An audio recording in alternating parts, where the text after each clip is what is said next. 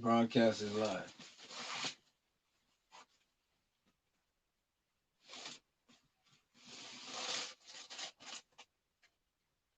Shalom. Am I on? Shalom, Mark. You on live tonight? Everybody tune in. We got a good one going on tonight. Gonna learn the mother tongue, ancient Hebrew. We got Aki Dawa. Take it Yudaya. from take it from here. I'm out of here. Peace and blessings. Okay. So I can go head on? Yes, sir. Okay. All yours. All right. Shalom to all my brothers and sisters.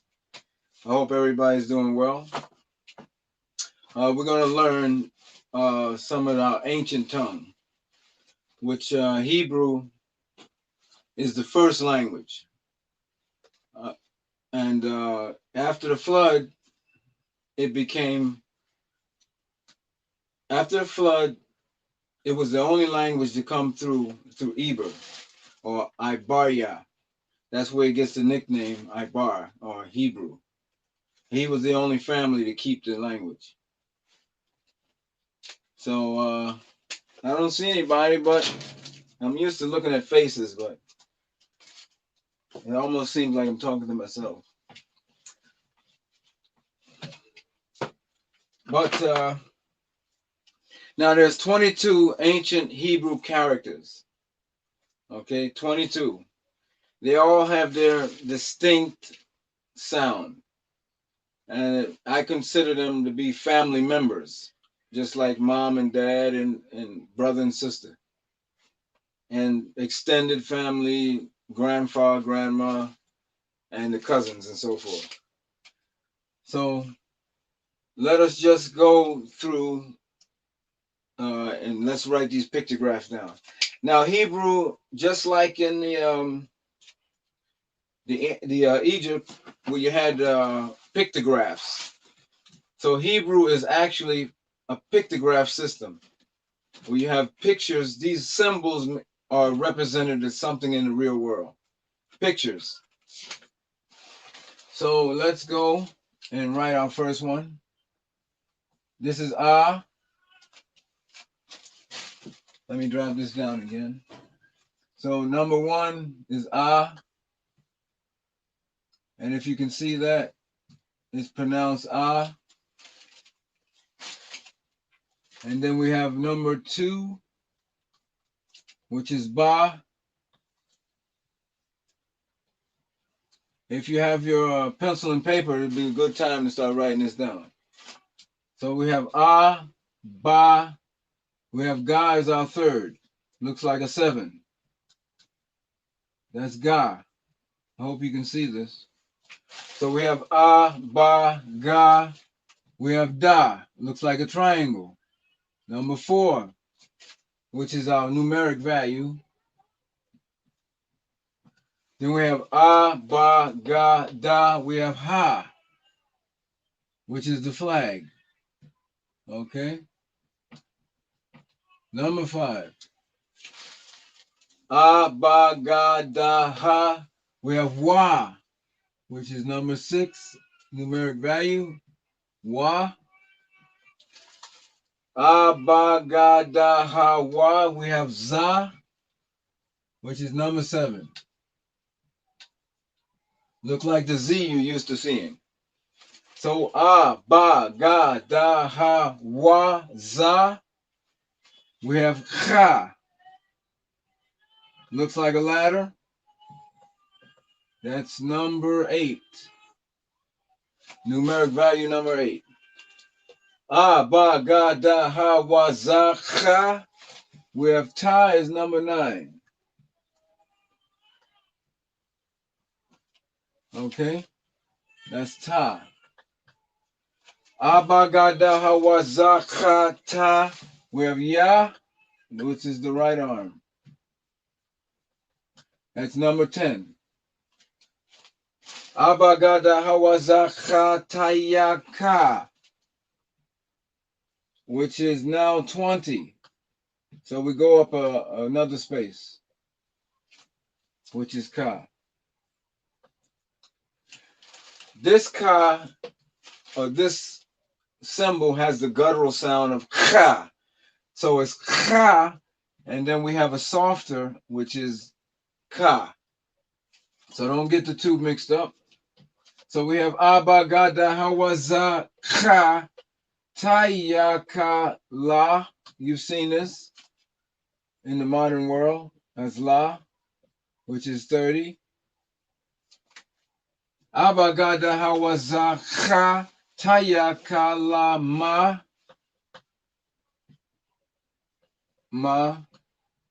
which is 40. I should have wrote this down a little bit lower. I'll make the next one lower. So Abba Gada Hawaza Ka Tayaka La Ma. This is Na, which makes it 50. That's the plow. Okay. If you're saying with me in the background, Abagada Hawaza, there's Ka, number 8. Tayakalamana, then we have Sa. Looks like a traffic pole.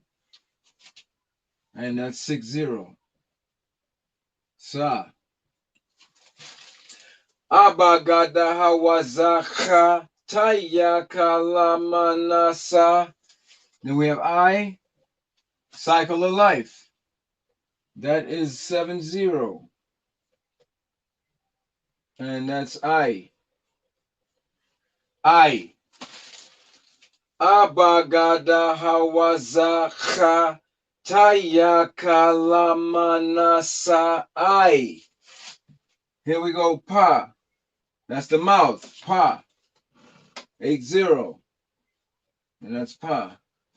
Same word, the Hebrew word for mouth is Pa.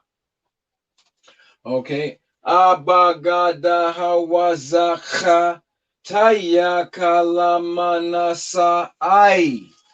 Pa, here's Taza, which is 90. Okay. Abagada Hawaza Tayakalamanasa I. Pa Taza, here's Kwa. Kwa. Abagada Hawaza Tayakalamanasa I. Pa Taza Kwa, here's Ra. I'm sorry, I missed the number. That's 100. Ra is 200. Abagada Hawaza Tayakalamanasa I. Pa Taza Kwa Ra, here's Sha. Look like W in the modern world. And it's 300. Okay. Abagada Hawaza Tayakalamanasa I. Pa Taza Kwa Ra Sha Tha. And the final one is Tha. And that's 400 and Tha. This is the 22 ancient Hebrew characters. This is the family of our language. It's called Lashawan Kodash. So Lashawan Kodash means tongue holy.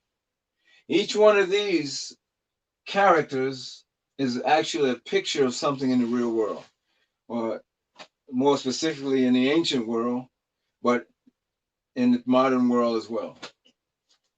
Okay, I hope everybody's got this part, gotten this far so far. Can anybody say it for me? Chime in and say the characters. Anybody want to try?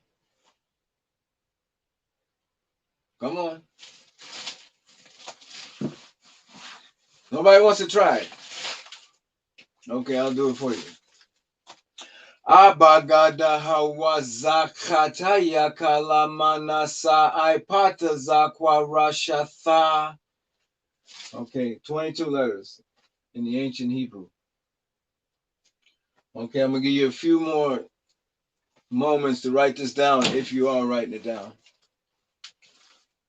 before I erase it. Okay. Take a look at each one. Each one is a different meaning, a different flavor, a different purpose. Look at each one, and at home practice these. I hope I'm not in the way. There you go. Okay. 5, 4, 3, 2, 1, and I erase. I hope you got it.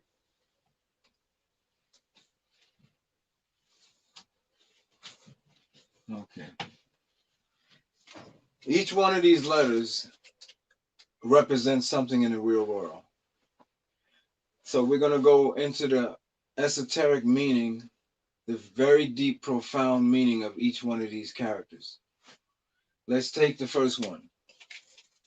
Now, number 1 is I.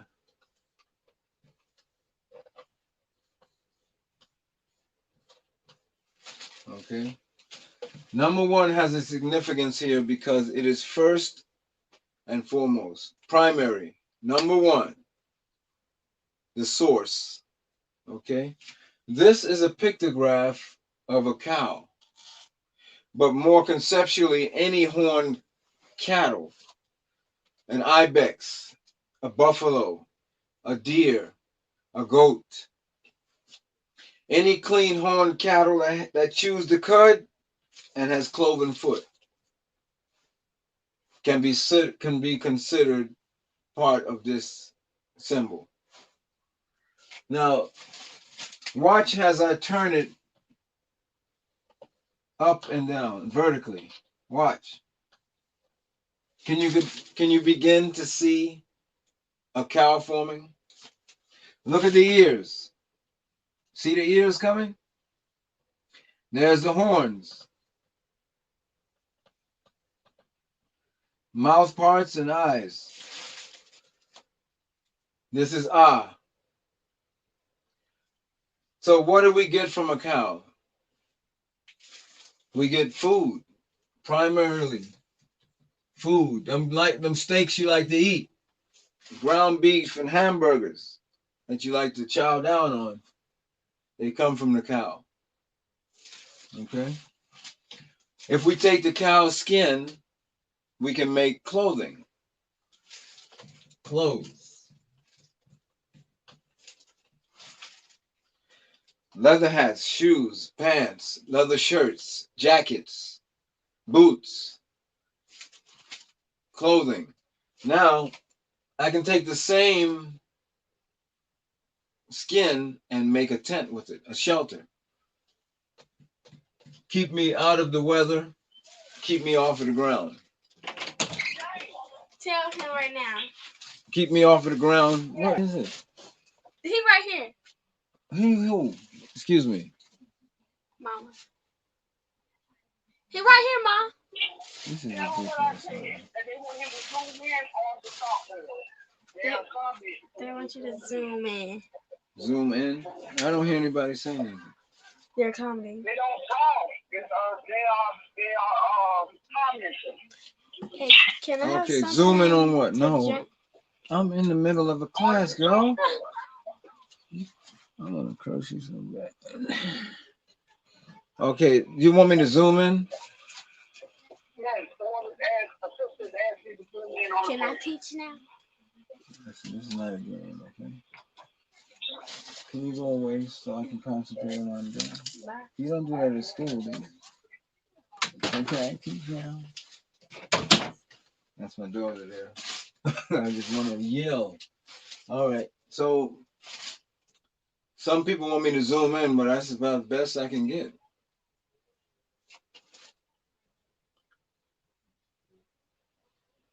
Your microphone. Okay, you hear me now? Yeah. Okay, yeah, some people saying zoom in, but they could be talking about the app Zoom. But I put up a link that they can touch the link and it'll bring them right in. Then they can ask questions. If anybody who can't see turn their phone sideways, it'll pick up full screen and you can see fine. Okay. So they. Oh, you hear me? You hear me good out there? Yeah, I hear you perfect. We can see you perfect. Doing a great job. Keep coming. I don't hear any questions out there, man. Okay. Everybody just listening to you and we writing down everything you say. I got the whole alphabet, so if everybody's doing like me, mouth can't. We too busy learning. Okay. Well, I think I'm by myself. It's kind of all right. Man, you're doing great. Okay. All right. I'm ready. Okay, back to our lesson. Remember, this is the cow, but any horn clean animal. Okay. I can take the cow and put a plow behind its body and plow the field. Now, once I plow the field, I put my seeds down and I grow crops. Take those crops and sell them in the market, and I get wealth. Wealth. I forgot how to spell wealth. Cash, money. Let's say money. Let's get some money. So the more cows you have, the more wealth you have. In the ancient world, the more cows you had, the richer you were. And the same thing over in Africa right now. The more cows they have, the more wealthy they are. So these customs are still alive and well. Okay. So if we boil down into one word what is, we get the word provider.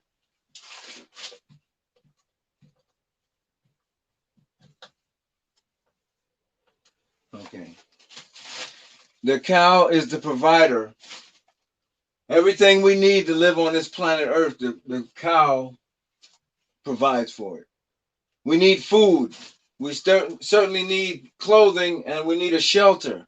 These are the foundation elements that you need to live on planet Earth. And wealth to sustain the family. So I think I'm in the way there, but these things are what we need. So the cow is a foundation animal.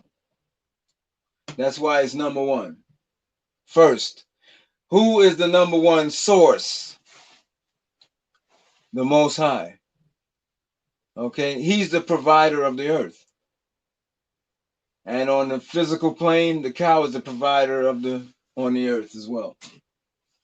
And then you go to the father in the house is the provider. So in the ancient world, the father was the number one man in the front of the house, the householder, or the household of the household. Okay. Any questions on this? Anybody?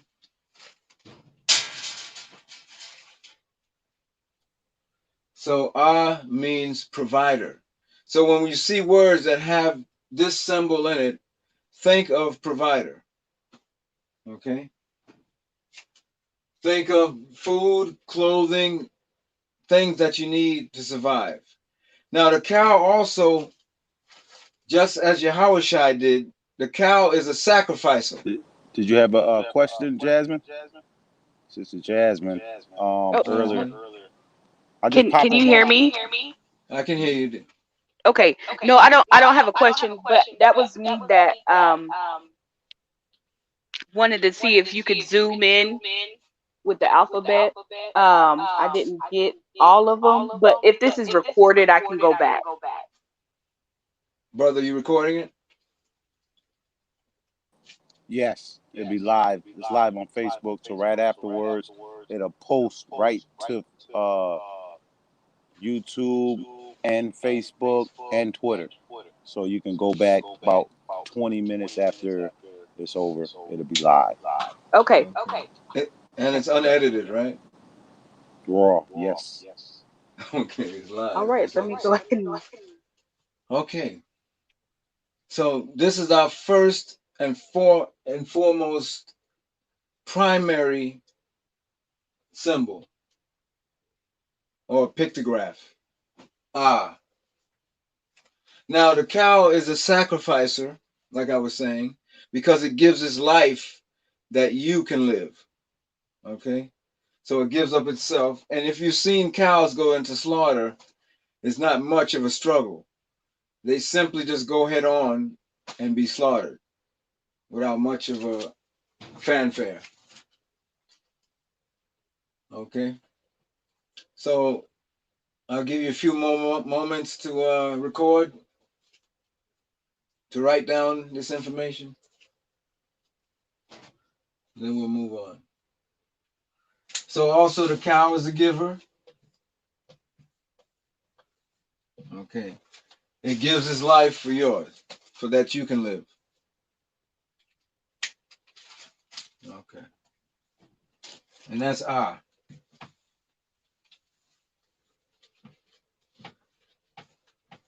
So Ba is our second with the numeric value of 2. Ba, if you take a look, and some people like it to look that way. This is more the ancient way. This is more the modern. Okay. So this is Ba. Ba is the pictograph of a tent with one side open, as you can see. Look. These are different clues to explain what these pictographs are and how they relate to each other and relate to the real world. Okay. So one side open is symbolizing come in, welcome, hospitality. So in the ancient world, a stranger was welcome into someone else's home. People that are on the road for a long time, they knock on somebody's door and they can eat and rest, and in the morning they move on. And a whole industry has been created from this letter, called the hotel, motel. So once we're inside the tent, what do we see? A lot of you are at home. It don't matter where you're at now, but if you're inside of a home or a house or a building, that is your tent. Look around. Everything that you see is part of that tent. So what do you see there? You see rest. So some of them, you have a bed, couches,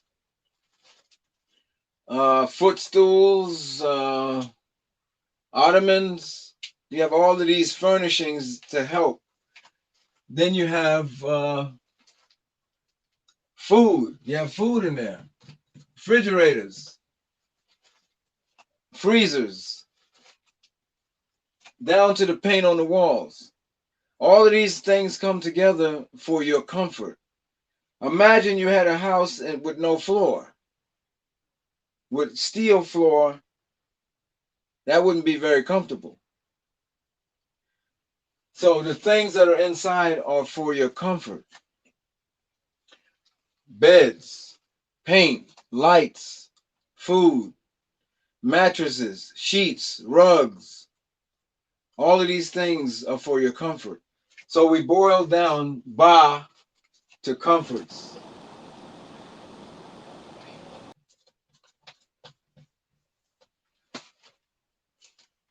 Comforts. So Ba means comforts. Okay. All right. I'll give you a few moments.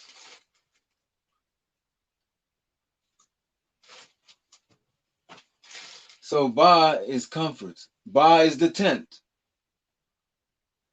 But not only a tent, but any structure in which you can inhabit, a hospital, uh, a temple, a school, apartment buildings, housing. These are all modern day tents. Okay. All right, I'm gonna now we have the first letter we have is Ah. Remember, Ah is our first letter. Now we have, which is the provider. So this is how Hebrew becomes, just like you put letters together in English and they become words. It's the same thing in Hebrew. So we have the provider, and then we have Ba,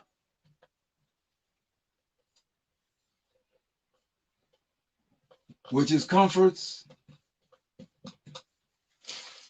This is the word for father, Ab, like Abraham.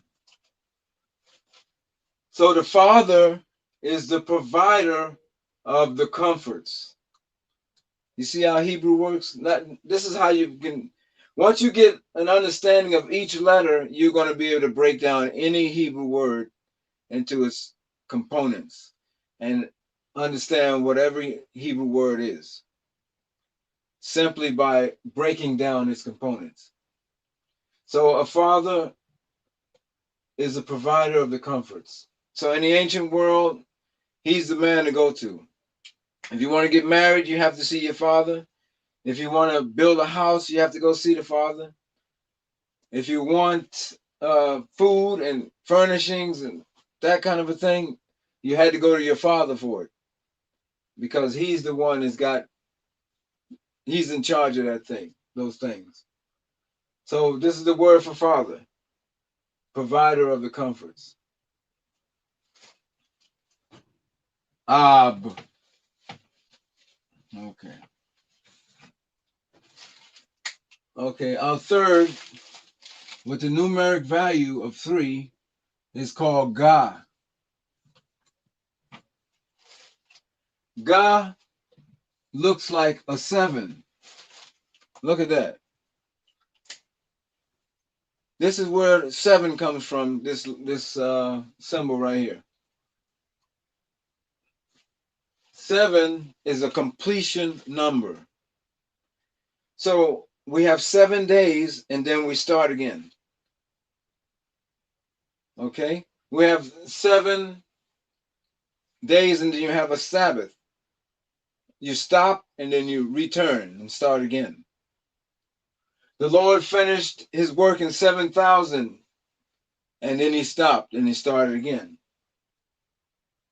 So 7 represents the completion. Okay, this is the pictograph of a camel's hump. The hump on a camel's back. Some people might have ridden a camel, but if you look at a camel, it's got that big hump on the back. In the ancient world, the camel was an item of status, just like a Bentley or a Cadillac is today. So if you had cattle, if you had camels, you were very wealthy.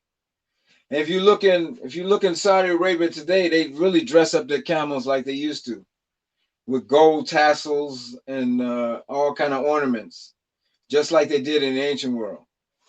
Because the camel was a status symbol, and it was a way to show off your wealth.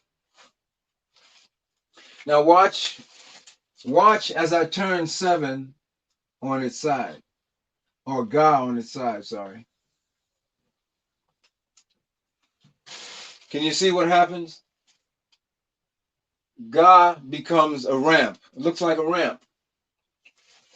So the concept is that you have to start off small. And then over time, you become big.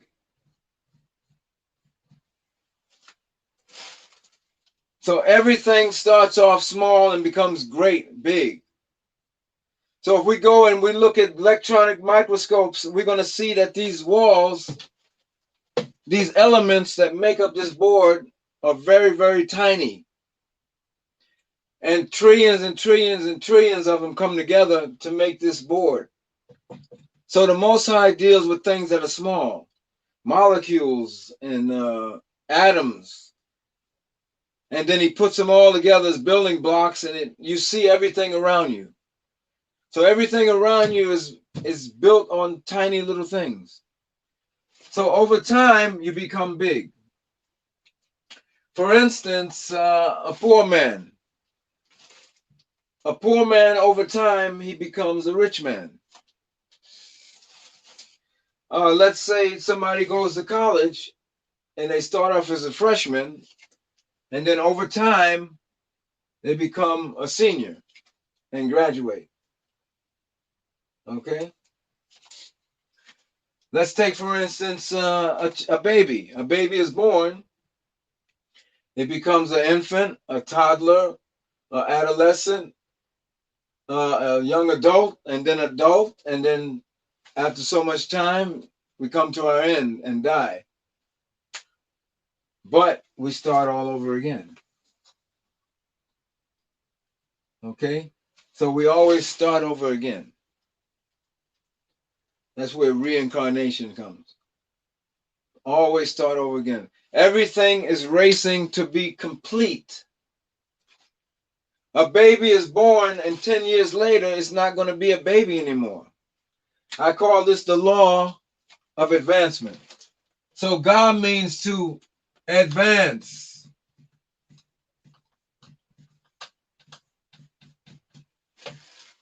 To mount up. Mount up, mount. Oh my God, I can't spell mount. Anyway, mount up. Okay, promote.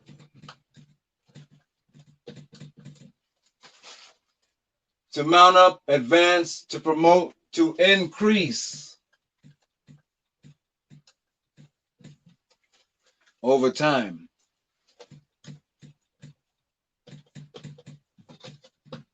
Okay.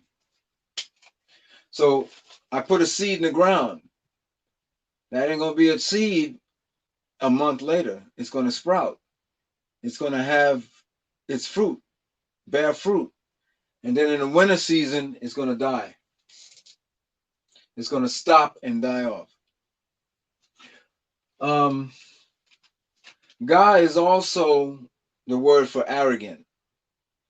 Because when you start off small, you're usually more humble. But as you get richer, you become more arrogant. Like a lot of rappers. They start off in the ghettos, man. But over time, they start talking, they start getting this wealth and moving up the ladder. How much money I got? How much women I got? How much cars, fancy cars, and expensive this and houses and pools in the backyard. They start getting arrogant. But what does the scripture say? After pride comes a fall. Pride comes before a fall. So eventually they're going to fall off. Okay? All right. I think that's about it on God. So we can boil God down to complete. Complete. Or completion. Okay? It's the law of advancement. The law is the law, and everything within the law is going to fulfill itself and then stop and restart. Okay, I'm going to give you a few moments to copy this down. Any questions that come up from anyone? Good time now before I erase it.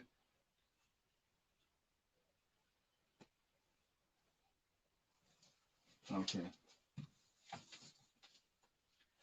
If you read some of the scriptures, you'll see that a lot of kings have become arrogant, and the Most High took them right down. And some mighty, mighty kingdoms he destroyed because of their arrogance and their lack of humility, of their lack of being small. Because the Most High deals with the small things. Remember that. And then they become big. All right. All right. So our fourth numeric value is 4. Abagada. Watch this one here. One of my favorites. This is called Da. Oh, I could have did that better. That's a triangle. Not my best, but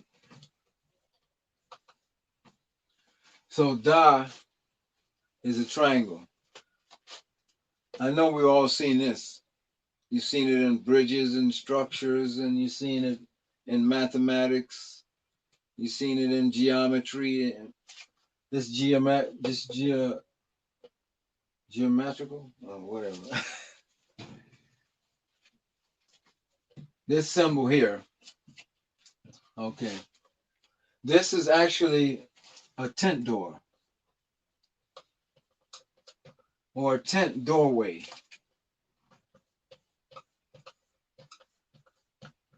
Okay. The doorway to a tent. Gad was good for building teepees. And he put a triangular doorway on their teepee. What is Gad trying to tell us? We'll find out in a moment. Okay, so Da means to enter. Okay.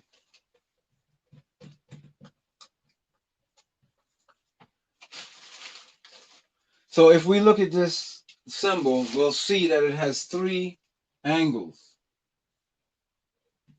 3 angles of 60 degrees. So 3 times 6 is now, 3 times 60 is 180. Okay? That's a hint that this symbol is talking about mathematics. Okay? And mathematics is law. So Da means law. 2 plus 2 equals 4. That's law. Never going to change. I don't care where I live, where I am, it's going to always be the same. If I live in Russia, it's going to be 2 plus 2 is 4. 3,000 years ago, 2 plus 2 was 4 and still is 4. 1,000,000 years in the future, 2 plus 2 is going to be 4. This is law. Law cannot change because the Most High is law. He said, what did he say? I change not. So he made these numbers so he know this is part of him, his attributes. So law never change. H2O, 2 parts oxygen, 2 parts hydrogen, 1 part oxygen. If it come together, they're going to be water. It ain't going to change. I don't care how many times I do the same formula. As long as the formula is the same, it's going to come out to be water. That's the law. Okay. So law, Da is law. So Da, a doorway is used to transition from one side to another side. So when I come in the house, I have to transition through the doorway. So the side that I come through is a different world than the one that's on the other side of the door. So on the outside, you have birds, trees, grass, dirt, cars, sky, weather. But once I pass through the door, none of that exists. I have food, furnishings, TVs, and the like. So you've seen these movies where they go through a portal, and one side is a totally different side than where they came from. The Matrix, Neo went through that door, and he was found himself in a great big canyon somewhere when he was inside of a hallway. So the idea, the concept is the transition, to change when you pass through. So pass through and change. Okay. But once I pass through, I'm on a different side. And that side that I enter into is law. Okay. So once I follow the law, what it is that I get? When I follow the law, the rule, I get love. So Da means law and love. Okay. So when I follow the law, which the Most High told us to follow his law, and he would make us the greatest of people, he was going to give us his love. Okay. So you get acceptance. Imagine if I went into your door. I call it the law of the doorway. Everybody, whenever you enter into somebody's doorway, you have to follow the law. So if I come into your house, your law might be for me to take off my shoes. Take off your shoes when you come through my door. My law might be different when you come into my house. When you come into the school, there's no smoking in there, there's no running in the hallways. That's the law of that school.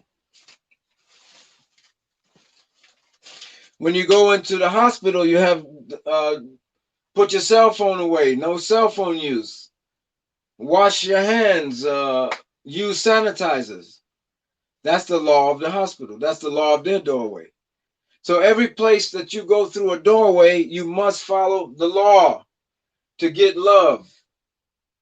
Anytime that I enter into a city, they say, welcome to Alabama. Welcome to Florida. The speed limit is, let's say 35 miles an hour through the local streets. If you don't follow that, you're not going to get the love of the city. You're going to get a ticket. The hate of the city. Okay. So Da means love and law, and to enter. Okay. Now, remember the Egyptians, they built pyramids in the same shape as Da. This is where they got it from. So the concept says that if you pass through, let's say the king, the pharaoh, when he dies, he's supposed to go into paradise, after the afterlife. Okay. So they got that same pass through into another world from your letter Da. Okay. So what they did was they put in there, they sealed in the tomb all the pharaoh's goods and his furniture and his clothing, and thinking that the pharaoh would go on to the afterworld. They even put slaves in there, live slaves, and let them seal them into the tomb and let them die in there, thinking that the pharaoh was going to go to the afterlife. But they found out it didn't work. So that's where they get this concept. That's why they built their pyramids like that, like a triangle. Okay. Now, so Da means love and law. This is the name of our second king. In Hebrew is Dawad. This is how it would be written in the ancient tongue. Dawad. Dawad means to be favored. Okay. Law. Now, wa means to join together in a very tight, strong way. So, to join together, law and love. Join together. So that's what David's name was. But what David did, now David was the first king that joined all the tribes together into a nation. He was known to do that. So to commemorate that joining of the tribes, he took one of these das and turned it upside down.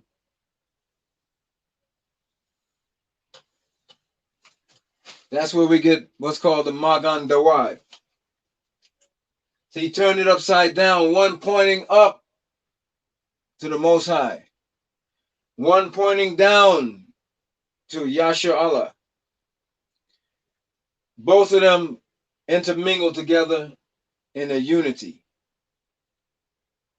This became what was known as the Star of David.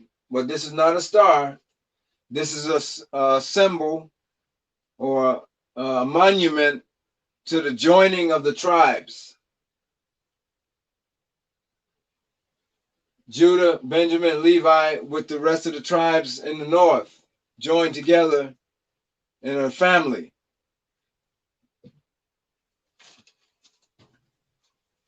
So this is where this symbol comes from. The rest of the world has corrupted this symbol into meaning all kind of silly things. Star of Molech and all the rest of this nonsense. But this is how David symbolized the joining of the tribes. Okay. And that's Da. Da is law and love.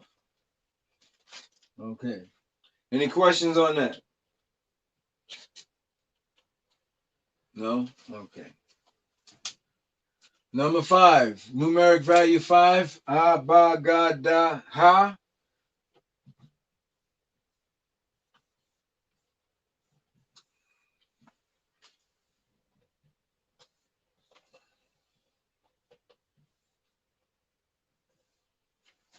This is Ha.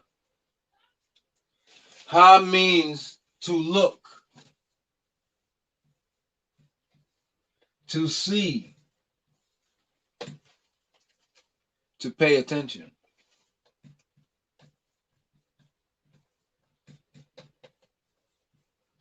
All right. This is actually a pictograph of a flag.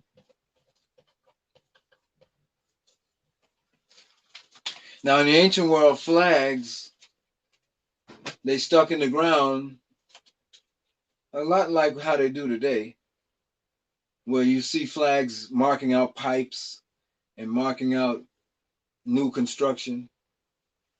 A flag is a symbol, is a structure, a flag is a concept of trying to get your attention. That's what a flag does. It gets your attention. Okay? White flag, surrender, retreat. Red flag, danger. Yellow flag, caution. These flags are designed to get your attention so that way you won't hurt yourself. Now, conceptually, not just the flag that you see waving, but any device that allows you that allows for a warning to come, like a flashing light, a warning label on your food, some instruction that warns you uh, of something that may hurt or may send you in the wrong direction. When you're driving on the highways, you have those flags called billboards that tell you how many miles is to New York. Take this highway 95 north to New Jersey. Get off exit 11. Those are all flags because they're trying to get your attention. So Ha also is a woman. This symbol represents a woman. Why? Because the first thing we pay attention to when we're born is our mother, a woman. Because she is where the life is. Otherwise, the baby is going to perish. Later on, when we grow up to become men, we pay attention again and we marry the lady. Okay? Now, as you can see, the symbol is slightly bending to the left, leaning to the left, because the woman is the weaker vessel, and this is so she leans slightly to the left. Okay? The three marks represent nation, family, and land. Okay? Nation, family, land. So when you see one of these flags in the ancient world, you know what nation is in that land. You know what families are there, and you know what the name of the land is. Just like they do today with their highway markers. So Ha forces Hebrew words into the feminine zone. Okay. For instance, if I wanted to say prince, I'll say Shar or Shar. If I wanted to say princess, I say Sharha. Sharha. And that becomes princess. So it has the force of masculine word into the feminine zone when it goes on the end of a word. If I wanted to say king, I'd say Malak.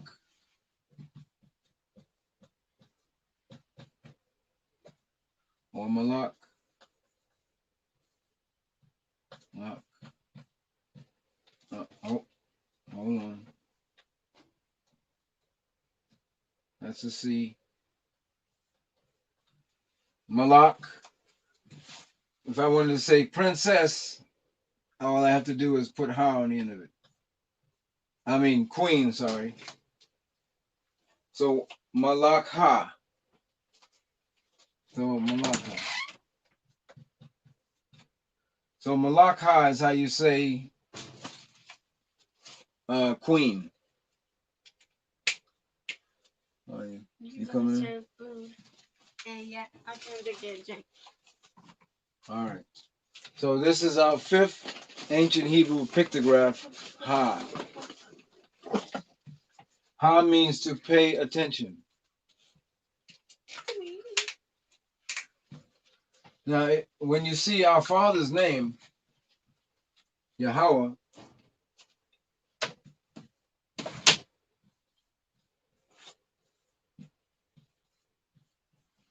you see two Ha's in there.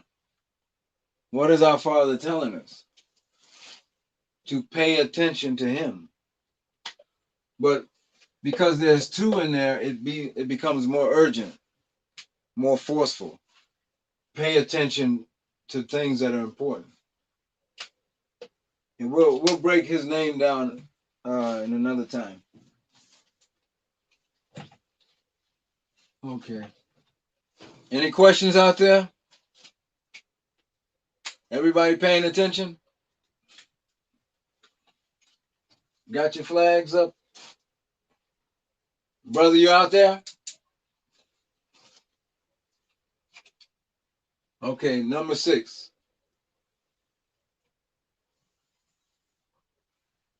Number 6, the sixth value, numeric value, is Wa.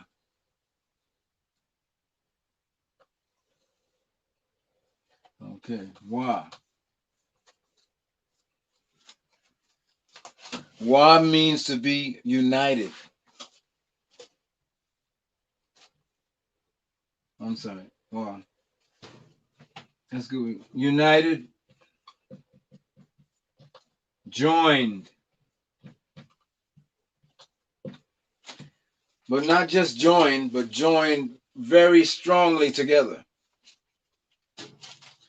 Like hydrogen and oxygen, water.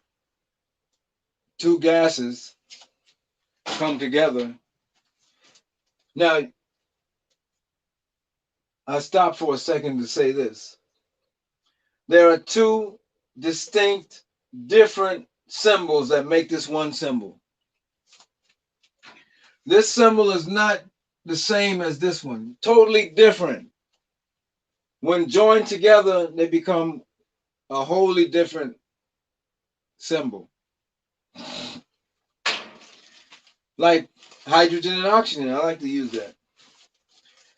Hydrogen and oxygen are gases, but when they come together, they become liquid. Two totally different elements come together to make something totally different from its original. Now, this is the symbol of a male. This is actually the symbol. The top part is the female genitalia. And then the bottom part is the male's genitalia joined together in a sexual embrace. Okay. Now, conceptually, this is a fisherman's hook. So let me see if I can draw a fisherman with his hook, and at the bottom of the hook, at the bottom of the staff, sorry, is this hook that looks like this here. He's stabbing at the fish in the water, and he's going to gather that fish up and bring it back home. Okay, this concept of gathering and bringing back is what is in the psyche of our women. So that's why a woman goes through so much pain and effort to attract a man, because this hook is what's going to attract, is going to stab and grab and bring back. Okay, so that's why women go through so much of this high heels and sexy pants and sexy shirts and makeup and eyelashes and fancy hair, wigs, all of this stuff. They are fishing for a man.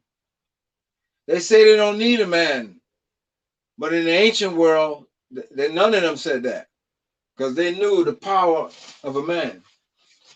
And they knew the value of a man back then. So this concept is in the psyche that the Most High put in the woman. So this is a law that he put in the woman to bring back to the household. To gather, go out, gather, and then bring back to the house for a man. So this is a fisherman's hook. Fishing hook.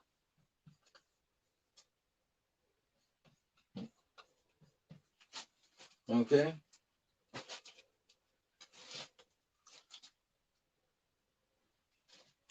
So that's a fishing hook. It means to be united. Two separate and different entities come together to make a wholly different entity. When a male and a female come together, they make a wholly different person, a baby. Okay. Why? Why is so? Why is also the word for and? A-N-D, and. The concept to get means that these two items together. So a Hebrew expresses and as to be united. Okay? And joined together. So if you want to say the word and, it's wa. Okay? Let's see if there's anything else I know.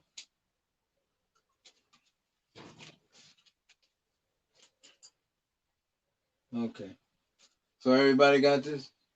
Wa means to be joined together strongly. Okay. All right. No questions? Oh, yes, of course. Now, back to the Egyptians again. The Egyptians, we lived in Egypt for 430 years, and it's bound that some of our culture is going to rub off on these people. Just like we've been here for over 400 years, our culture, our language, rubbed off on this white man. He called it Ebonics. Okay? Same thing happened in Egypt. Same thing happened in Babylon. They all like our language so much and our concepts of life that they copy it. All right. All right. So this is on the top is the woman's vagina, and on the bottom is the male's rod in a sexual embrace.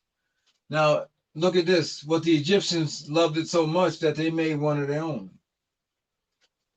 That's what the Egyptians made. They call it the Ankh. I think you spell it that way. Or either way. They made the Ankh. That's how much they loved it. They copied our own. We got a lot of plagiarism around. Every nation we go into, they plagiarize us. So this is where the Ankh is coming from. It comes right out of our language. The female vaginal and the male shaft.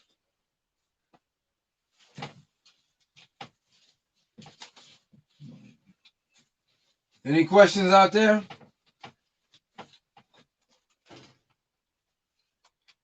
No questions? No comment? I guess the comment is out there. Okay. Number 7.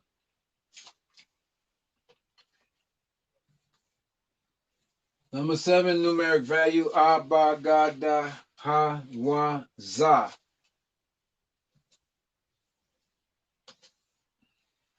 I know you've seen this every day. You've seen this symbol every day, in some way or the other. But do you know what it is? Remember we talked about God, right? If you can see, starting from the small, going to the big, over time, you can see there's 2 gods in Za. One this way, one upright, and the other one is upside down. Whenever 2 of the same symbol is in a word or incorporated together, it magnifies that word or symbol. So God says that we advance to our highest point and we drop off.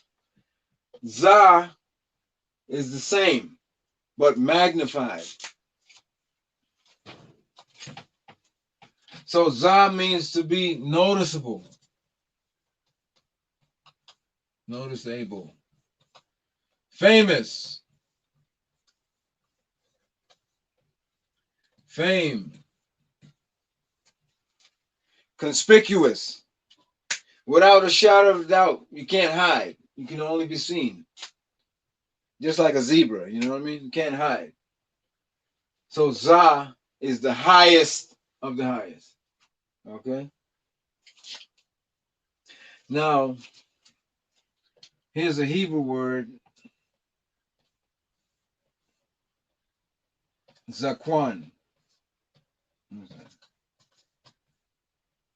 I keep writing Hebrew when I should be writing English. Zakwan. Zakwan means an elder. That's the Hebrew word for elder. In the ancient world, the elder was the celebrity, not some guy named Justin Bieber. Okay? You had to go through your time. You had to be an elder. You had to experience life before you could have celebrity status. Not sing some daggone song somewhere and then the whole world is looking at you. You had to go and make your bones, so to speak. You had to experience things, experience life. So in the ancient world, the judge, the priest, the head of the household were all elders. And the young people were silent. You didn't make no noise until after you became older. Especially after you passed 12 years old. Then you start making noise. Okay? Then you start philosophizing and talking and trying to express yourself. Okay? It's also the word for beard, Zakwan.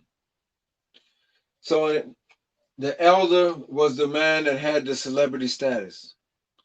So in the ancient world, the king was the man with the celebrity status.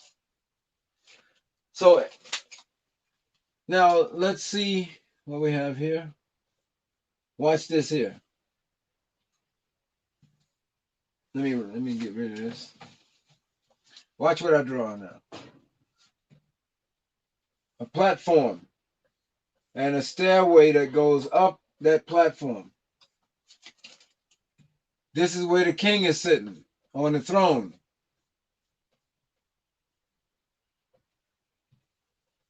That's his crown. Down here is where his servants and what he called peasants, I guess, servants and citizens are down there. Can you see Za? Do you see Za in here? Za is the form of the stairs, the ascension. So he's saying, listen, I sit on high because I'm the king. Everything in the ancient world was symbology. They didn't just do things willy-nilly or, just throw the throne up high there.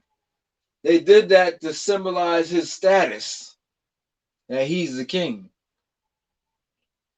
Okay? They did that to show his status. And let's see what else here. And okay. Any questions out there? No questions?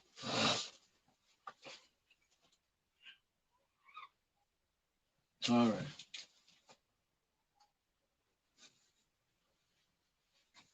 So Za means to be famous, to be noticeable, to be conspicuous, to be celebrity. So the highest celebrity on the planet is the president or the king. The highest celebrity in the heavens is the Most High. Okay? All right.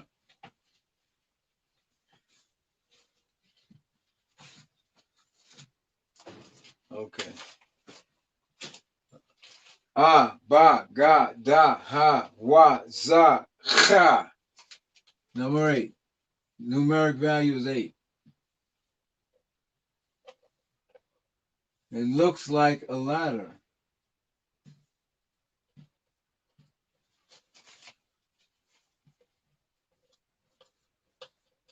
Okay.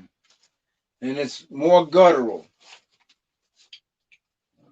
So it's cha, cha from the throat, cha. This is actually the pictograph of a wall, a segmented wall. Okay. If I turn it on its side, you'll see the wall beginning. A wall, any concept, conceptually, anything that defends or protects against.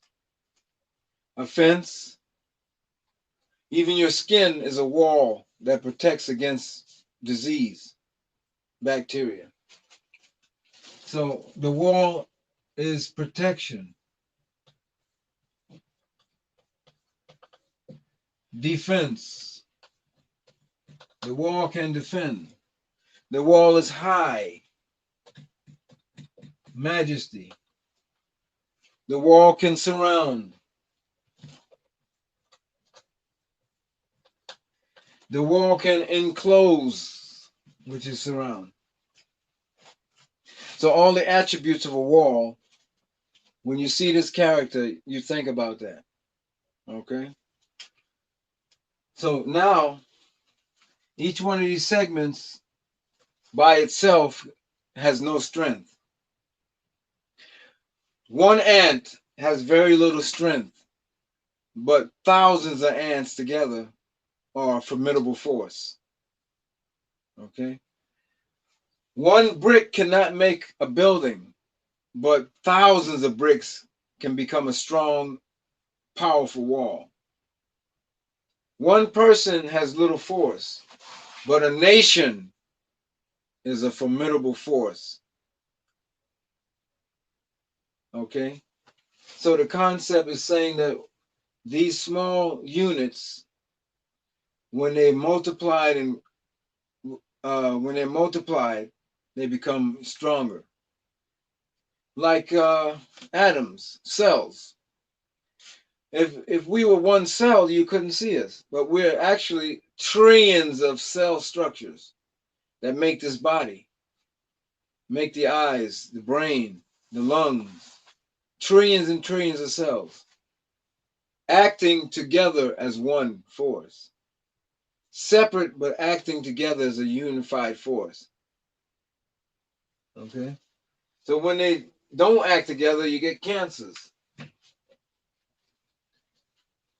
So Ka is the segmented wall, means to protect, defend.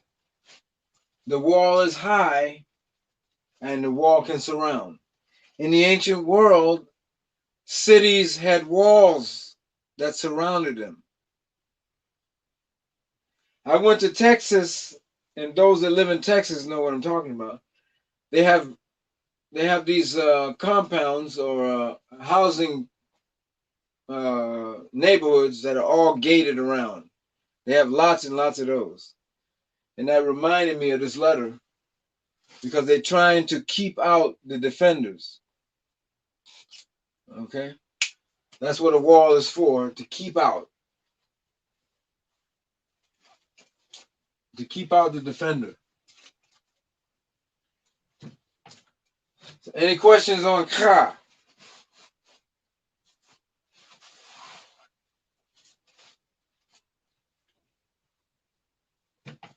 Brother, you still with me out there?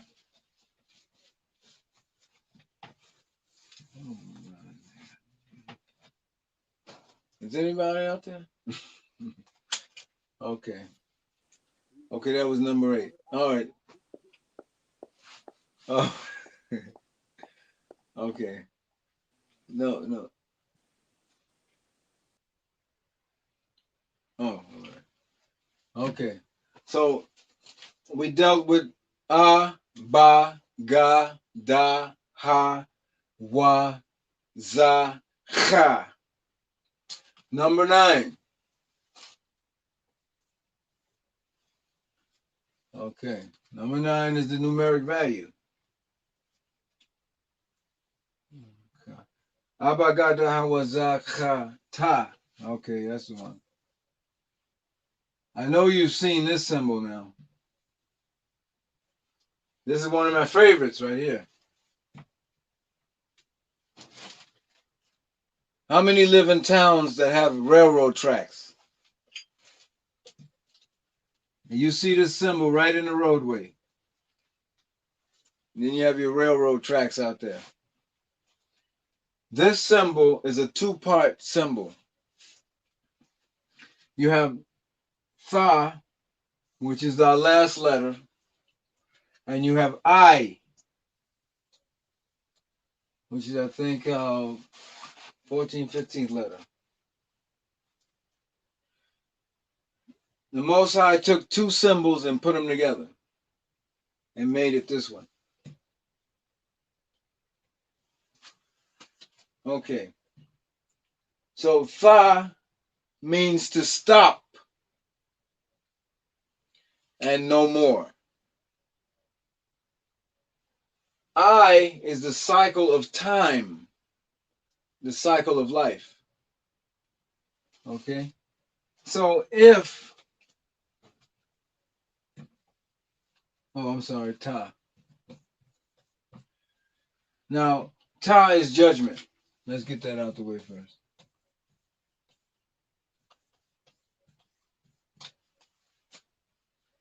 Ta is judgment, because all judgment is in this cycle. Okay? Now, let's pretend that this is art is animated. You're going to see a cycle going around. But in intervals, a barrier will come up and stop the motion. Okay? So, just like the train, sometimes it's safe to pass through the tracks. Okay? It's safe to pass through. Go ahead across. And other times, it's not safe. And a barrier comes up.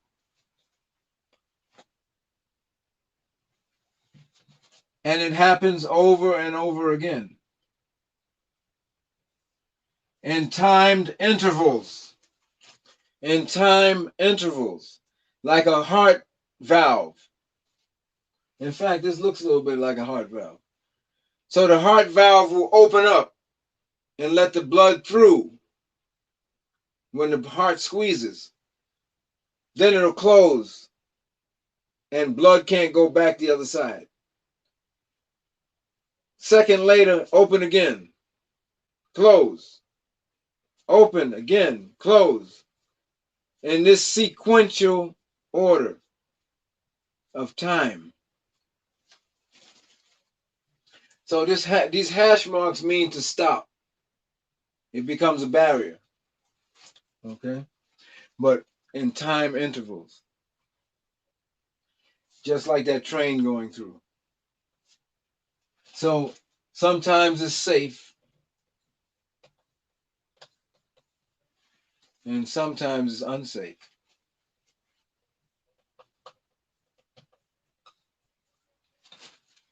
Sometimes it's clean. And at other times it's unclean.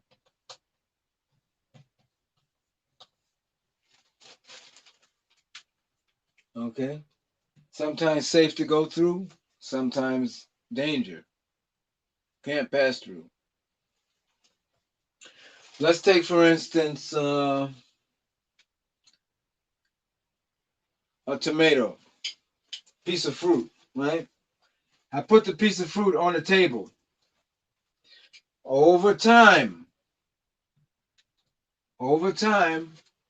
what happens to that fruit? It begins to rot. So it's passing through clean. Let's do it again. So clean is on this side, unclean over here.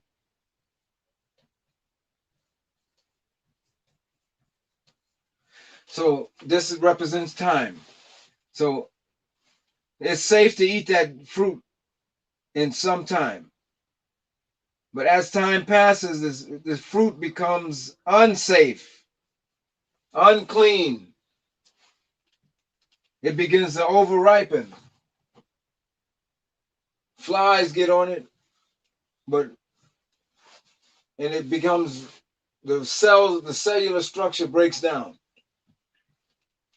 And then it passes into unclean. And you can't eat that after it's unclean. Once it passes that point in time, the fruit is good enough for the compost heap. So it passes through clean over time, and then it becomes unclean. So that same piece of fruit can now become fertilizer, and be good for eating for the soil. Okay, so it's a cycle of clean and unclean. And then when it becomes unclean, the barrier comes up.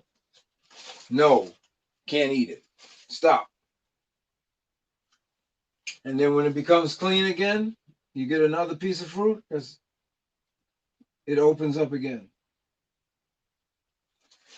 And when it comes back around and you let it sit around too long and it becomes rotten, here comes the barrier again.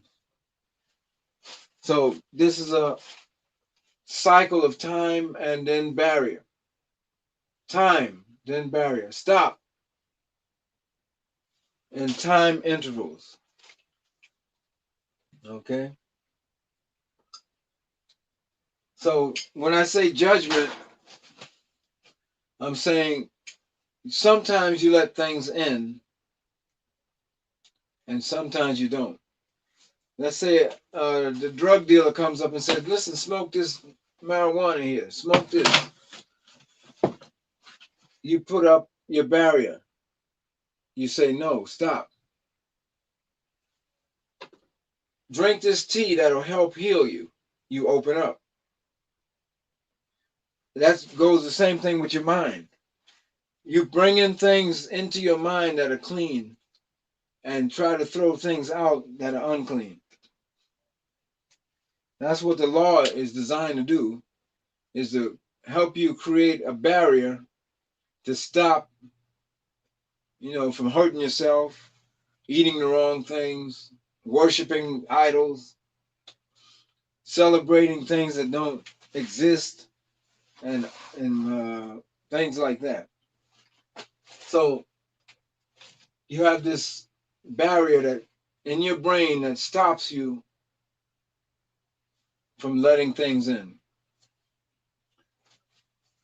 And some people don't care. They just let whatever in. They open to whatever. That's why they end up in the hospital, end up dead on the news. You know what I mean? Okay. So also, that open and close. Open and close. If anybody knows anything about computers, you have 0 and 1. Binary code and 1. 0, 0, 0, 1.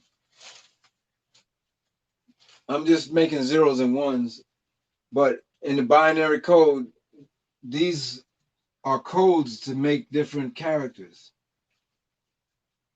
So your computer knows how to make letters, numbers, by certain codes that go through the brain of the computer. Okay? These are on and off, on and off, on and off signals that tell the computer what to create when you push that letter.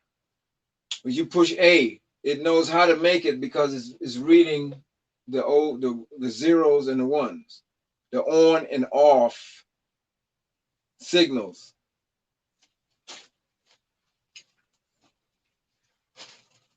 Okay. So it's on and off. Unclean, clean, judgment. That's ta. Any questions on that? Anybody? Okay.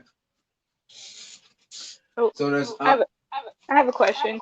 okay. So for ta, what would be like an example for a word like Zaquan?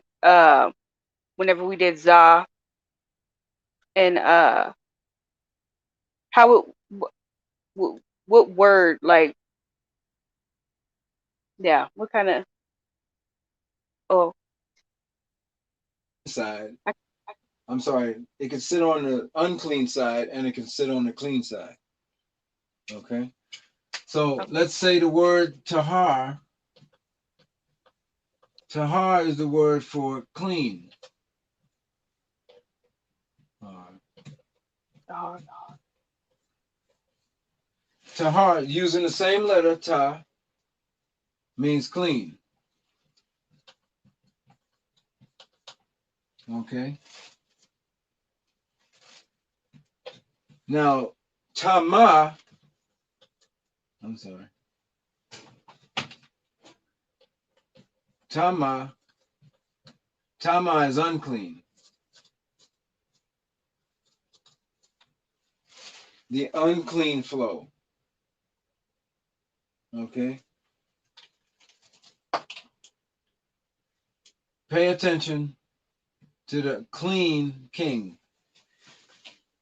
or the clean head. So ta can sit on both sides, negative or positive. So I can use if I want to say clean, tahar, and then using the same letter, I can say unclean. Ta is one of the only letters that can do that. Okay.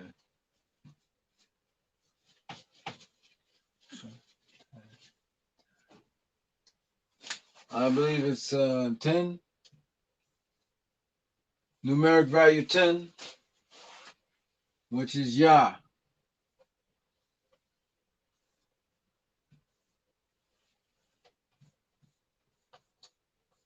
Yah.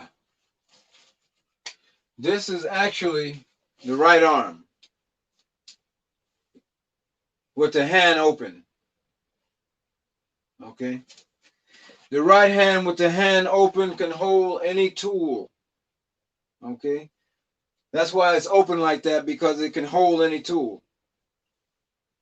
Hammer. You ever seen the Arm and Hammer where the arm is holding onto a hammer? Well, it can hold any tool. This is the right arm.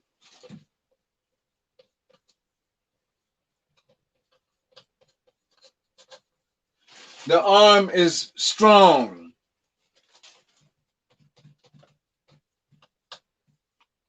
Power.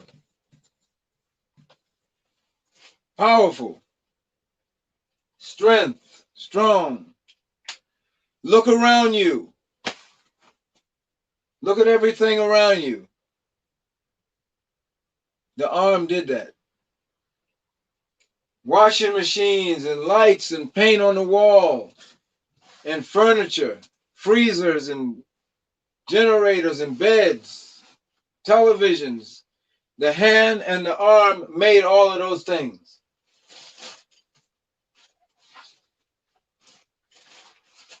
Okay. This is also the word for he. Me, myself, my, self, because it's my arm, so it becomes possessive. So any word that shows possession is what Yah is. Okay? It's the first letter in our Father's name, Yahweh. Okay? He, me, myself, I. Yeah, I. This is the strong. The roads, the cars, all built by the arm. They have machines, diggers, and backhoes that are designed just like the arm to do work. Yah means work.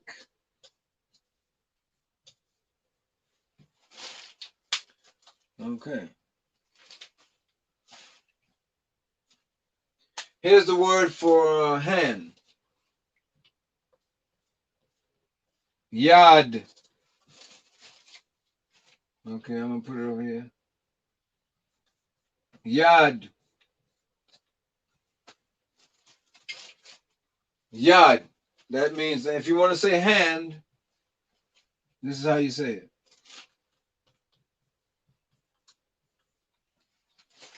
Yad.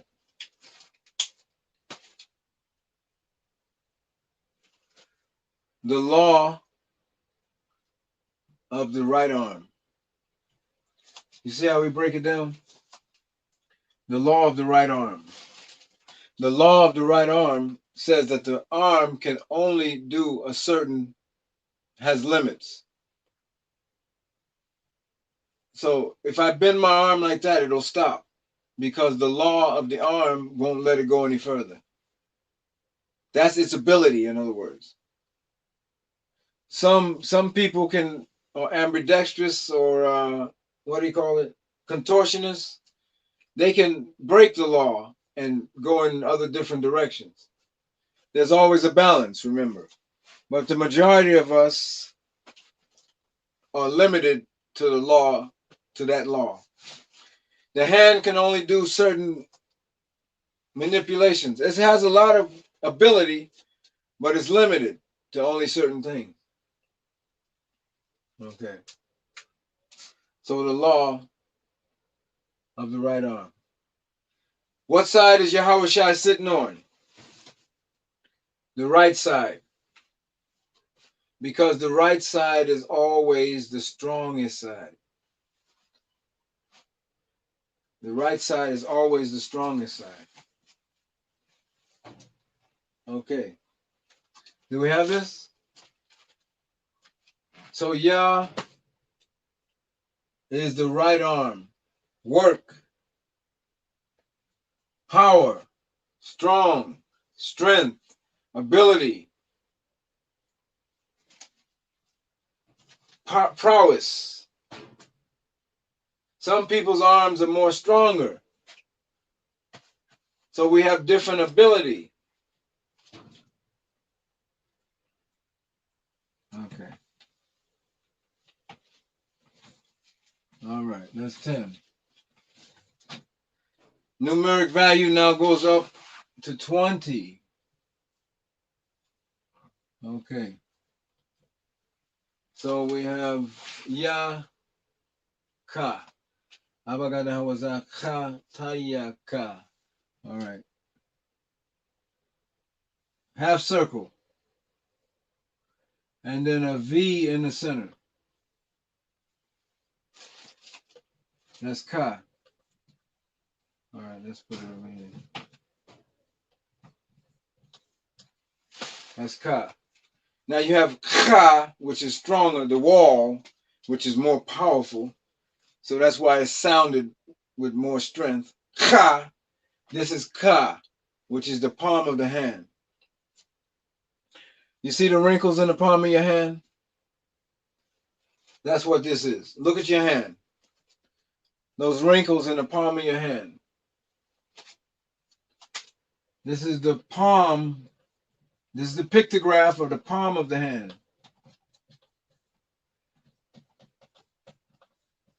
Palm of the hand. The palm of the hand is the strongest or the thickest part of the hand. Okay? So if you look at your hand, you'll see, let's see if I can get it in the camera. That is the thickest part of your hand, the palm. The palm is what holds on to, let me get that in the camera, what holds on to things. Okay? The palm of the hand.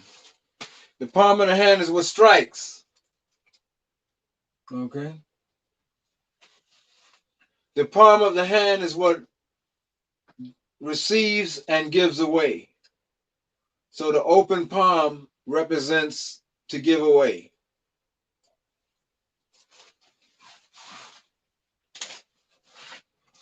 So this also is strong part.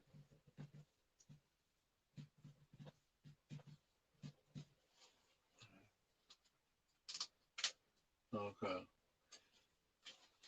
The hand is used to carry. Okay? I can only get so much in my hand and then the hand becomes full. So I have a handful. Okay? That means I have everything I need. I'm sorry, I said strong park. I meant strong part. Receive, give away, open, close, the palm of the hand.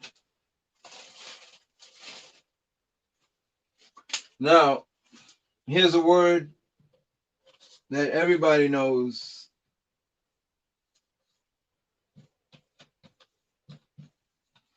Car.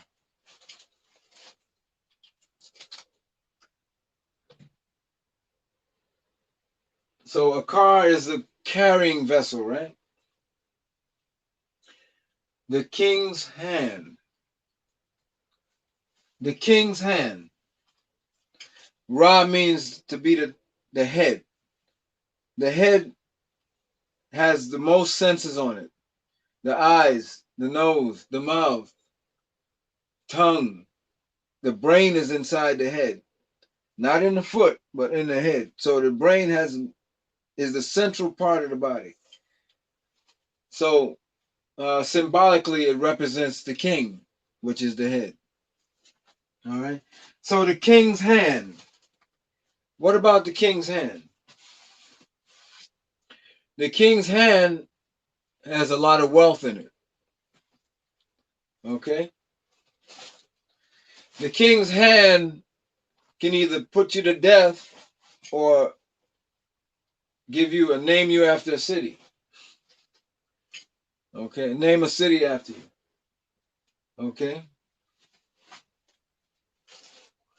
In the ancient world, a car was a barge that floated on the water. And it had, let's say, wheat. You didn't have tractor trailers in the past, in the ancient world. So in order to get a large amount of goods down to a certain place, they floated it down the river or waterway or ocean or whatever. So that vessel was called a car. And a car is a certain measurement of some item. Wheat, barley, oats, dates, palms, olives, whatever. So if I say, listen, send me down 10 cars of olives, I'm saying send me down 10 cars of barges. Send 10 barges. So they use that as a measurement. Today, the car, just like in the past, is a carrying vehicle.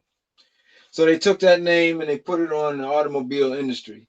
And now you calling these vehicles we ride in cars. Okay? Because they carry. If I put an E on this, right, look what happens. It becomes the word care. Let's knock this off. Care. Care means that you're carrying somebody.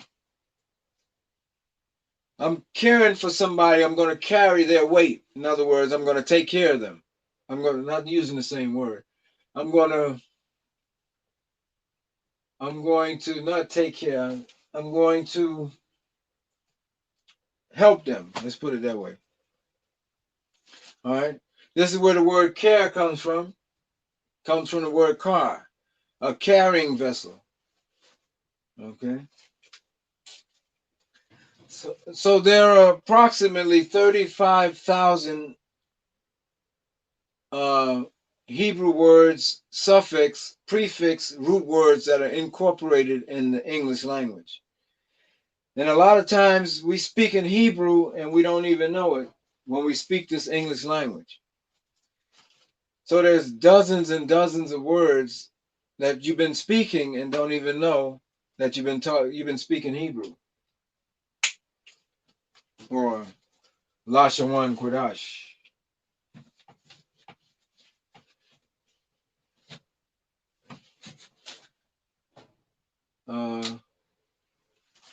Male or Ma'al. Ma'al is a Hebrew word. When the mailman come, tell him that. They stole our word, man. Okay. Ma'al means to go up, to flow up and over. You see, half of the circle goes up, half goes down. So to flow up and over. What? The enclosure. We haven't gotten to that, but when we get to that, you'll understand what this letter means. To flow up and over the enclosure. So that's how the mail comes. It flows up and over and lands in your box. Up and over by the postman, he comes by. They've been using our words, we don't even know it. We've been speaking Hebrew, we don't even know. Here's another one. Nail. Na'il.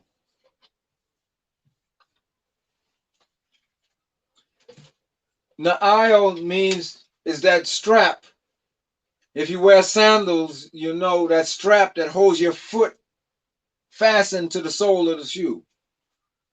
Or a shoestring that ties your foot to the shoe. That's what na'il. That's what that is. So it's a sandal. To plow up and over the enclosure. So the strap goes up and over your foot and fasten it down. That's what your fingernails are fastened to your skin, your fingers. Okay. So the plow means that it goes over, back and forth, across your foot. Okay. La means also to lock down, to lock up or lock down. So to lock up or lock down is what that strap does. So na'il. Okay, let's get back. So the last one was 20, here's 30.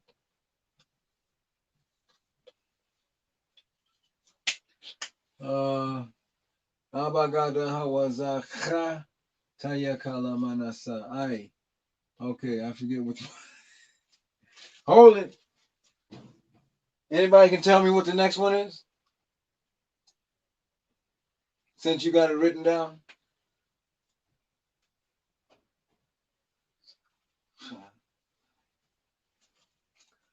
No. La. Nobody? La. Okay, now this evolved, but it used to look like this. Well, it looks like more like a hook. So la is a shepherd's hook. A shepherd's hook is used by the shepherd to reach out and to grab a sheep that is trying to get away from the herd. That's what that little hook is for. You grab it around the neck and you draw it back in to the herd. So la means to lock up.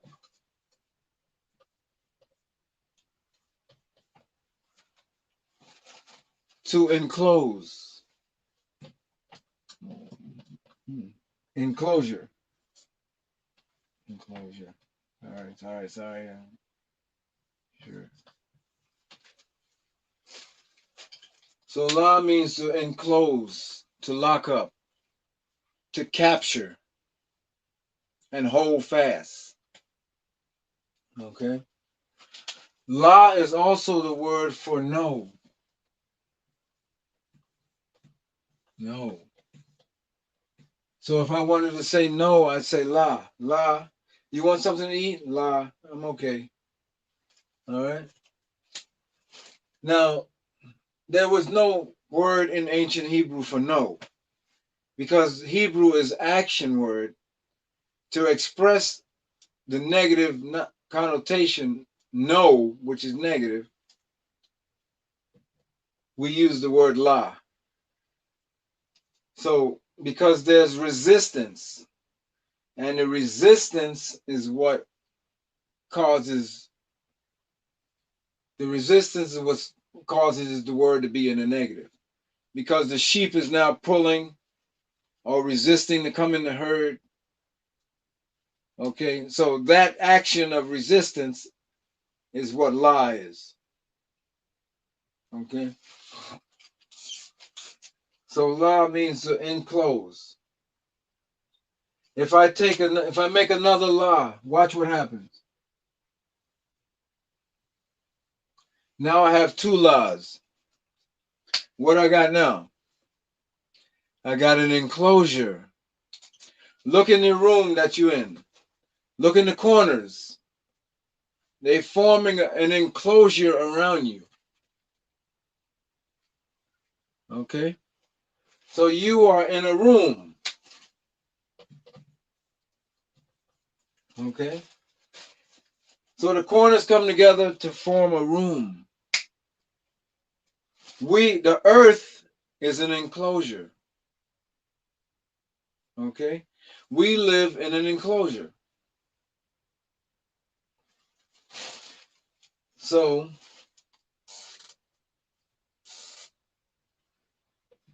that's what the earth is, an enclosure. So let's bring up a word. Let's go over here. This box right here, this room, is called the skull. Inside it is the brain. The brain is inside of an enclosure. Lab. This is the Hebrew word for brain.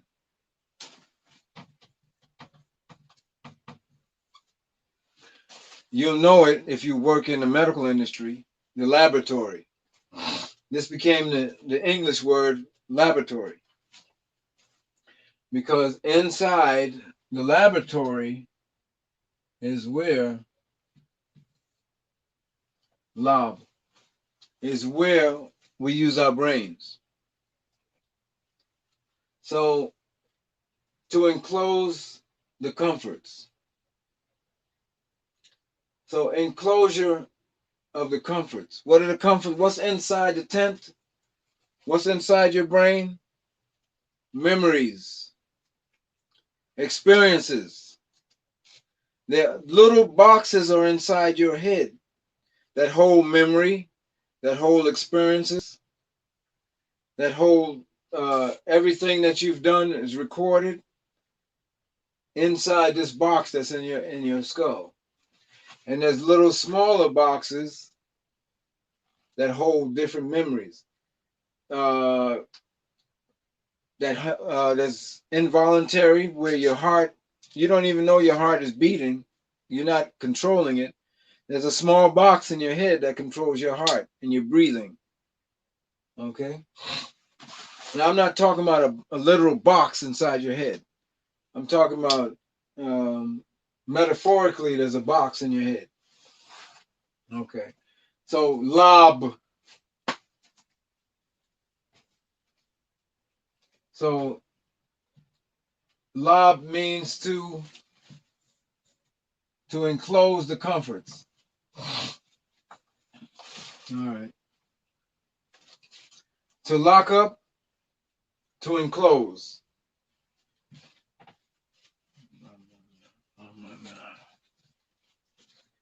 Okay, 40. Numeric value is 40. Ma. Watch. Sweeping motion like the ocean. And then finish off to the right. That's ma. Ma means to flow. To issue. To issue. Oh my goodness. I hope I spelled that right. To issue from. To come from a source. Just like a river. It has a source. Some rivers, they're in the mountains. Once the snow melts, that's the source of where the water is coming from.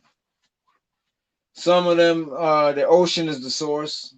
They pass through, leave the salt behind, and clean, fresh water comes out.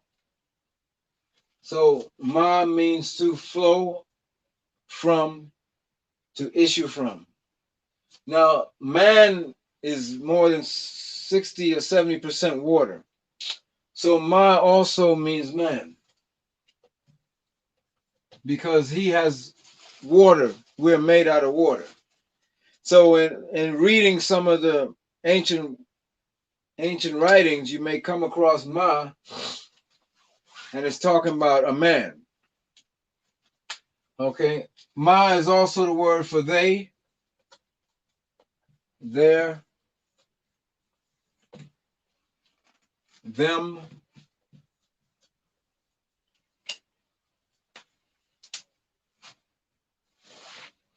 I think it's also two. Okay.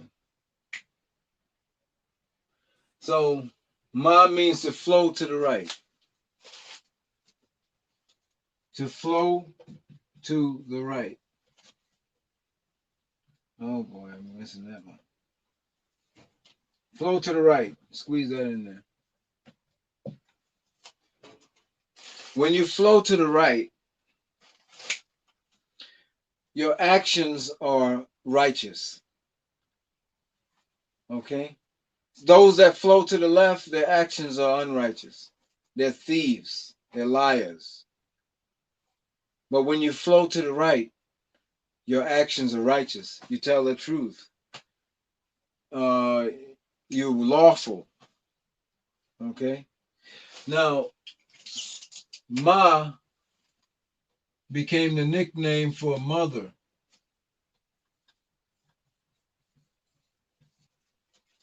Mommy, Ma, you know all that good stuff. It became the nickname for mother because the woman is the one who flows to the right. She has the flow of the house. She takes care of the household, the flow of the household. Make sure that the children go to school at a certain time, and make sure they have their breakfast in the morning, and they have their clothes laid out for the next day, and make sure they get in the water and wash up, and then put them to bed. The mother is the one that has that flow of the house. Okay? And from her body is the flow of children through the water. So a woman's water breaks, that's what comes out, water. All right, we're all born of the water. So ma means to flow to the right, to have righteous intentions. Okay. Now, if you look closely, you'll see two ancient Hebrew pictographs. We haven't gotten to the both of them, but when we pass through, you'll see what I'm talking about. Okay, flow to the right. You'll see Shah. You see Shah in there? Meaning the flow of the teeth. The teeth have a jagged edges, a flow. And then you have Na, which is the plow. The plow has a flow when it's pulled through the ground. The flow of the plow. The plow goes forward, turns around, and then come back. Straight forward, turn around, come back until it's all done. So there are two Hebrew characters incorporated in this letter. Ma.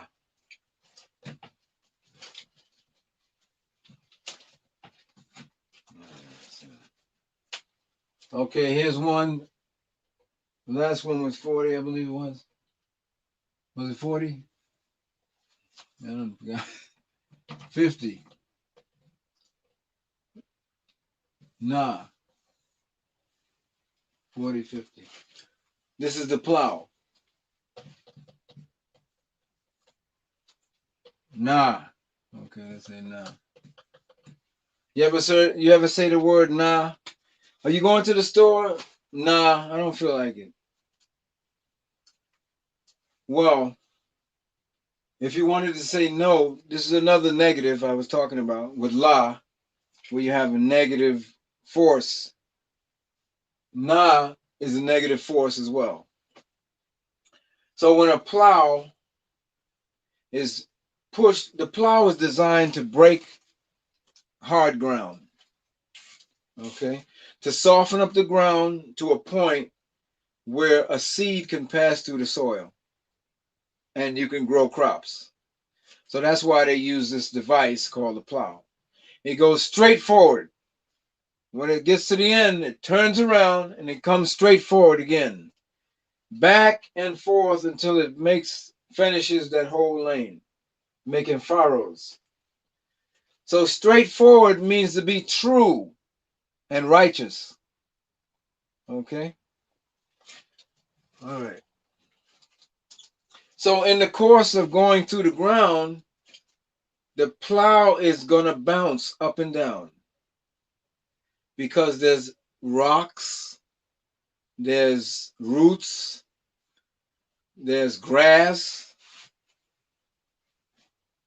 in the ground that causes the plow to stick a little bit and then pop up over and over again. So if you see somebody plowing the ground, even these combines today, or somebody who has a handheld plow, a motorized plow, you'll see the plow jumping up and down because there's resistance in the ground. Hence the word no. So if I wanted to say no, I say nah. We have a question?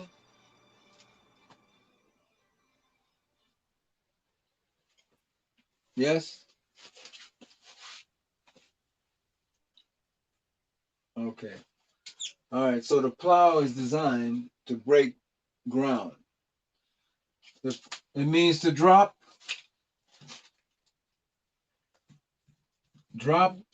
down.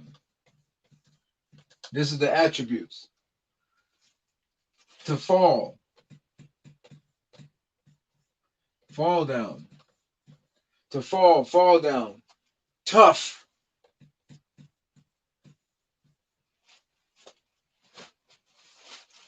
Okay, tough. To break down. Fall down. Drop down. Tough.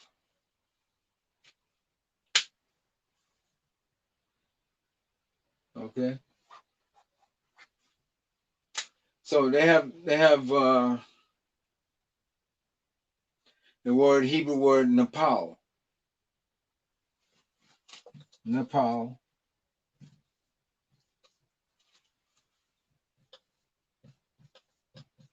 Nepal. Nepalium or Nephilim, the fallen angels. This is where it comes from. To fall down.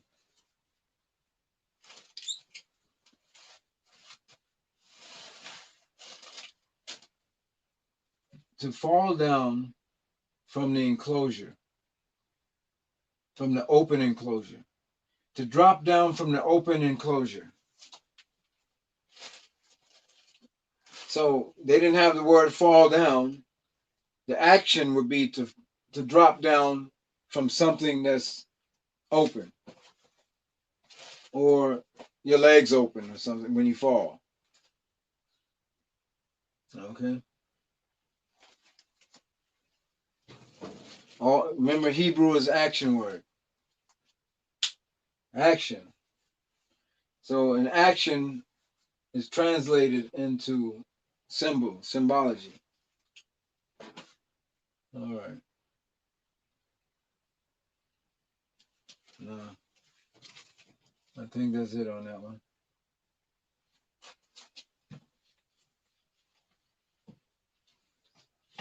Manasa. Manasa. 60. Sa. Manasa. Yeah, sa. Watch. Let's do it again. I want to point out something. So you have a center pole. A center pole. You have 3 cross members that are supported by this center pole. Sa means to support. To support. In other words, everything is supported by another. Now, this looks like a telegraph pole or an electrical pole. In the ancient world, they had flags, different colored flags that streamed off of this. Okay? Different colored flags that came off of the pole to represent territory, or to go into battle and represent, either the fighting group or the nation. Okay? So if you went to battle, you knew exactly, the other side knew exactly who they're fighting, because we brought in our standards. We brought in our flags that represent us. Okay? So everything is intertwined or supported by the next. For instance, the tires on a car are supported by the suspension system. If you don't have a suspension system, there's no need for tires, because tires can't be supported. Gasoline, the engine is supporting the gasoline, or the gasoline is supporting the engine. If we take one of them away, there's no need for the other. Or the concept disappears. So I have hydrogen and I have oxygen, I put together, I get water. If I take one away, they no longer support each other. So hydrogen, oxygen supports each other. Okay? If we take, let's say we take the small fish out of the ocean, the plankton that whales eat. We take the plankton out of the ocean, the whales eat the plankton, the whale gonna die. And then the smaller fish gonna die off too, because they eat the plankton as well. The bigger the fish eat the smaller fish, and if the smaller fish go away, the other one goes away. So every element and every concept is supported by the next. Okay. All right. Here's a word. Sabal.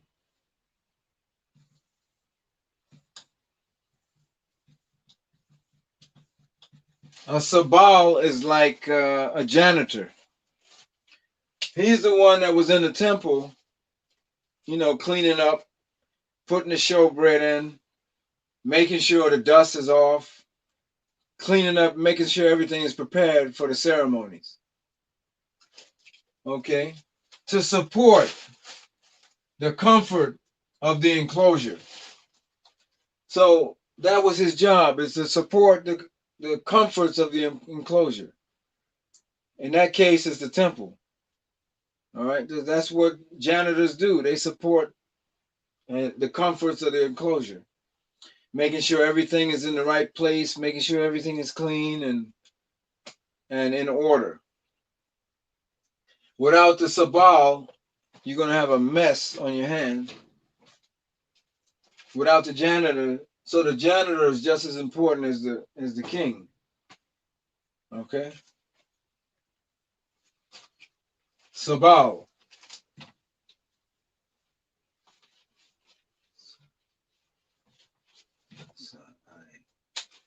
All right, 70.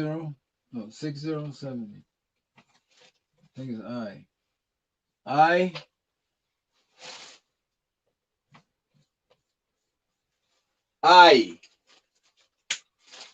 I is the cycle of life, the cycle of time. Okay? Remember, the Most High has no beginning and no end.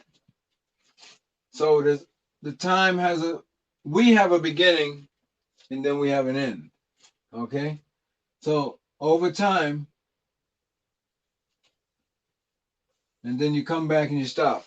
Then you start again. So you stop and you start over and over and over again. Like a tire on a car. That's why the circle is such an important shape in a lot of machinery in society. Okay? Because it represents time and it represents life. Okay? So this is the pictograph of the eyeball, by the way. Eyeball.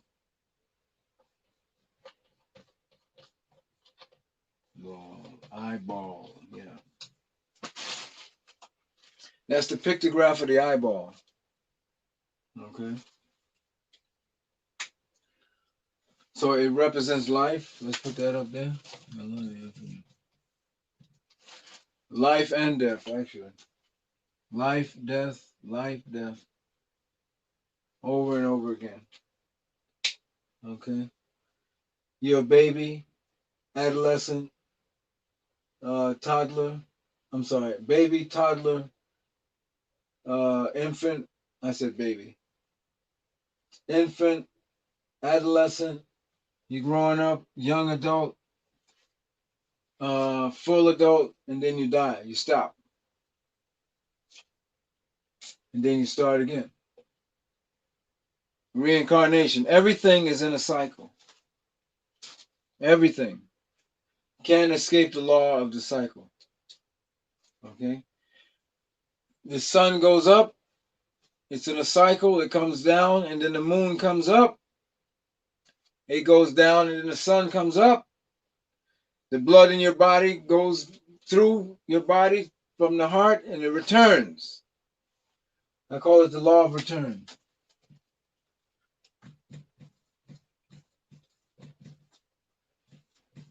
The law of return. So whatever goes out comes back again. You go out to work, You finish what you're doing out there, and you come back again. That's why there's two sides of the road. One side going and one side coming back. All right. So the law of return, the earth is going around in a circle, and then it returns back to where it started. The water goes out, goes into the rivers, goes out into the ocean, streams, creeks, tributaries, and then it comes right back again. Electricity has negative and positive. It goes out and it returns back. So everything is in this cycle. Everything. Any questions about this?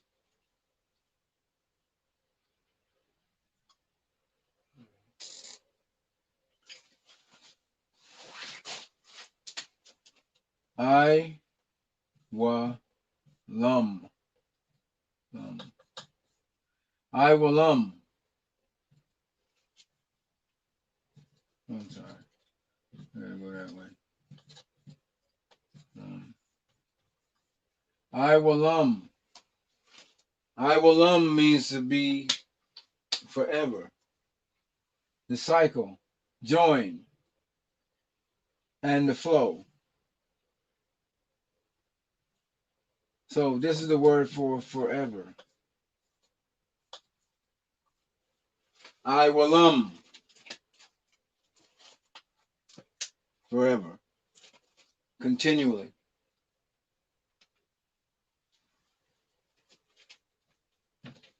There's the flow. Remember the river? It returns back out of the enclosure. This is joined together as one unit. And here's the cycle of life. I will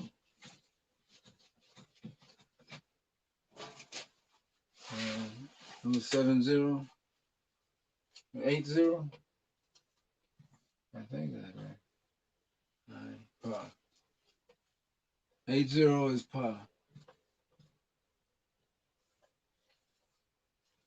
Okay. Pa is the mouth.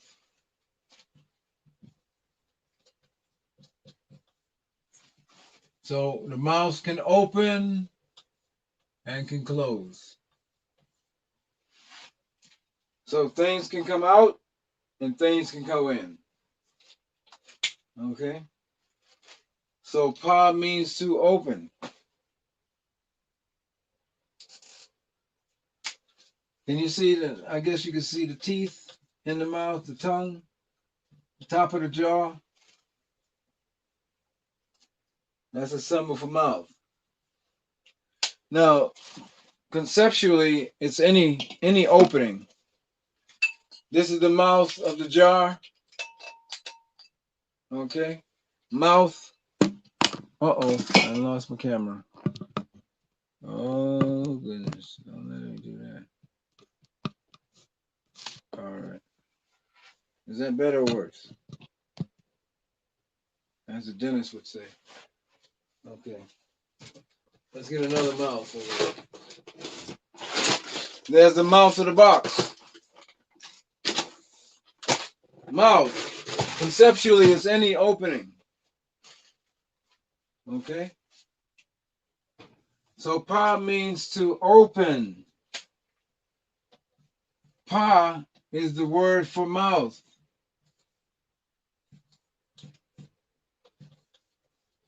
So if you want to say the word mouth, you say pa. Pa.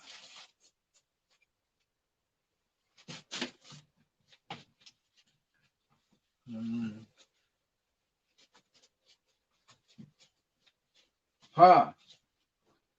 90. Pa. I pa. Taza. One of my favorites. Okay. This is Taza. Watch.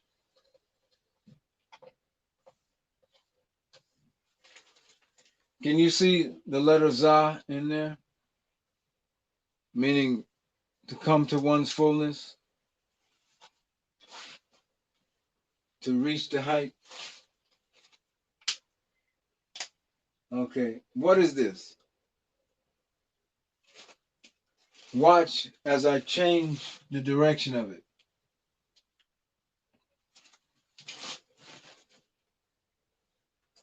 Now, it took us a lot of years to figure out what this was.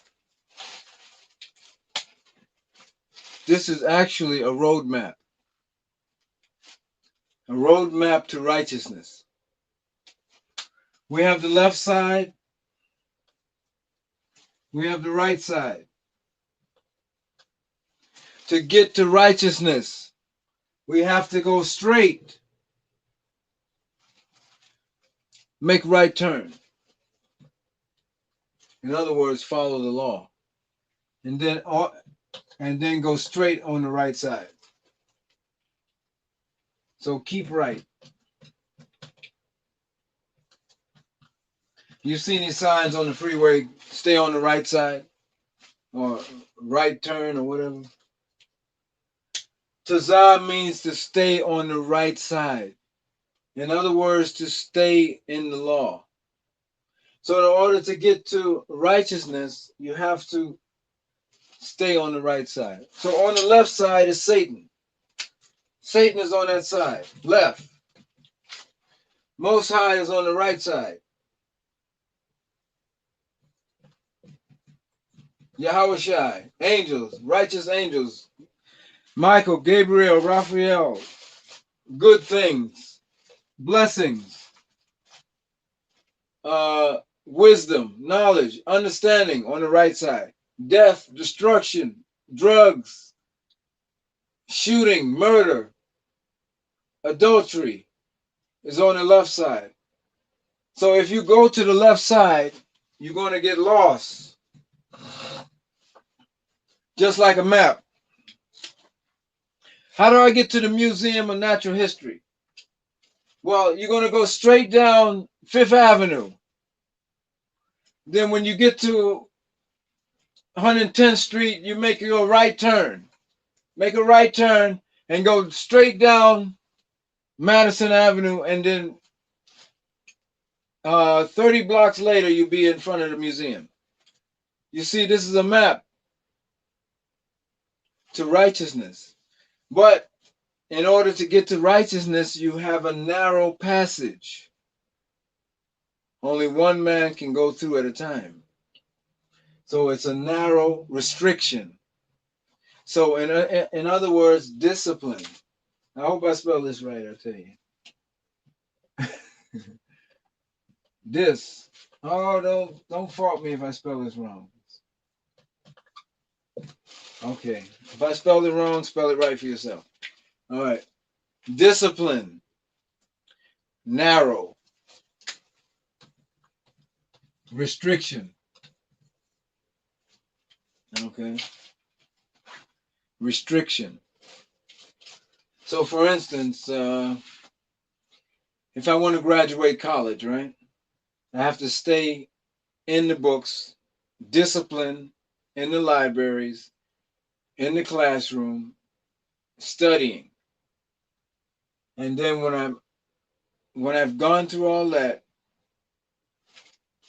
maze, so to speak, I'll end up with a college diploma. But if I'm not disciplined, if I go to the parties and I go to the frat room and all of this nonsense they have in the colleges today, if I make too much of that, I'm going to be out of thousands of dollars. Parents are going to be peed off, and I won't have a college degree.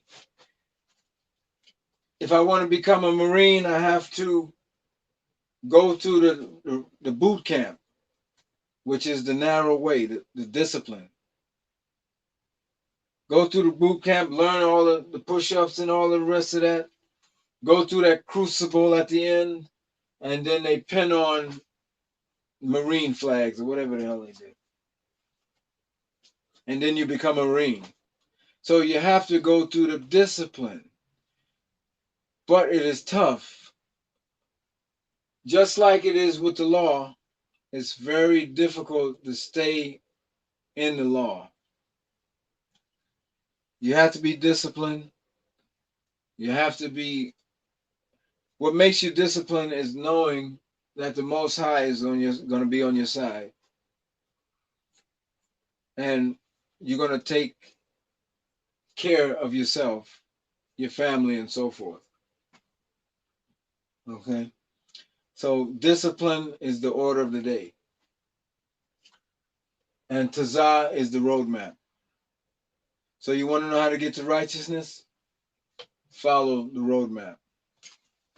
What they say? Follow the yellow brick road. Follow, follow, follow, follow, follow the yellow brick road. I'm crazy dude. All right. I think it's 100. I forget. I gotta look at my notes again. So Tazah, Kwa.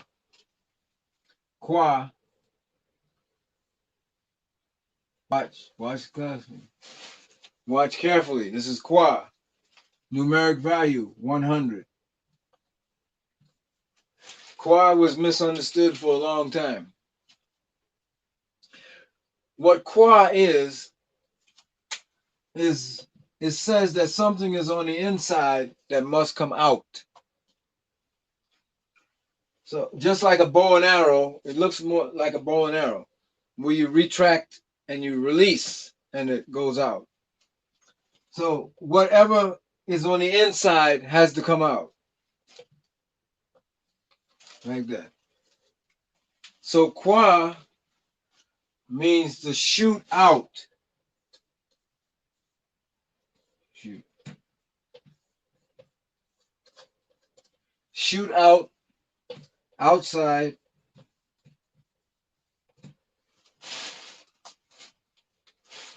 To project outward. Okay? So Kwa means to shoot out. Now look at this. This is the word for voice. The word for voice is qual, to shoot out of the enclosure. This voice is coming from inside the enclosure.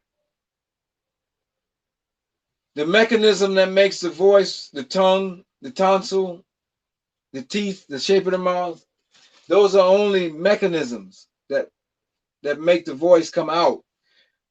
But the voice is coming from the brain, the enclosure, and then it's coming out through the mechanism. So qual is the word for voice, to shoot out of the enclosure. Okay. So qua means to shoot out, outside,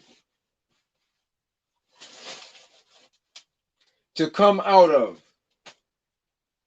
I say that too. Come out. Come out.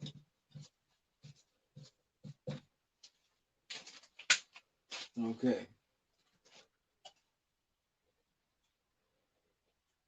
See, a lot of these letters, characters, were identified by the words that they form.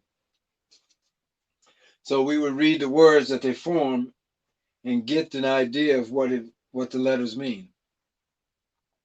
So if you want to get an understanding, you can't just look at the letter and say, oh, that looks like an umbrella. Or I don't know what they said this was. If anybody knows, let me know. But in a lot of documents and so forth, a lot of the Hebrew writings, that some of the brothers have written, they don't even identify what this is. But we know today that this means to shoot out. Okay?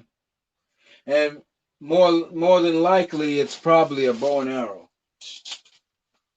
It's some kind of a bow. A weapon that fires some kind of a missile.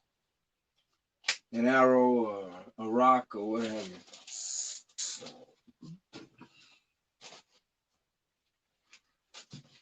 Any questions on this word, this letter, this character?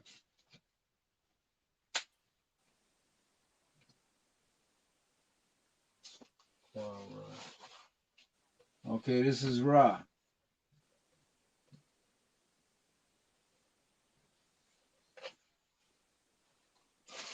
Any questions out there?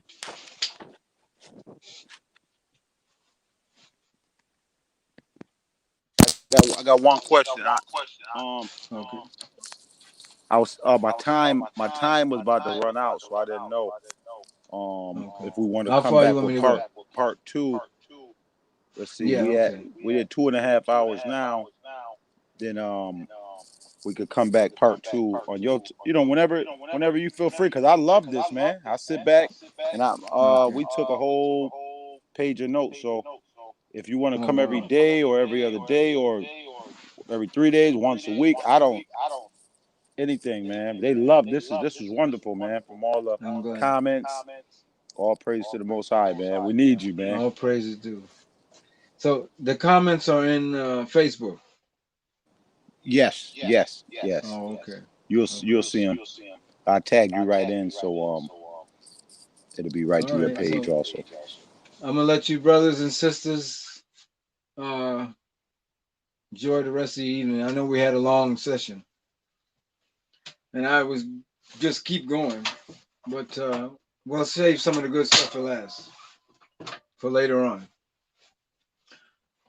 Possibly tomorrow, but I'll see what my schedule looks like. So I'm gonna say shalom, akyam wa akwath, and that'll be the end of our session. Shalom. Do I just cut it off?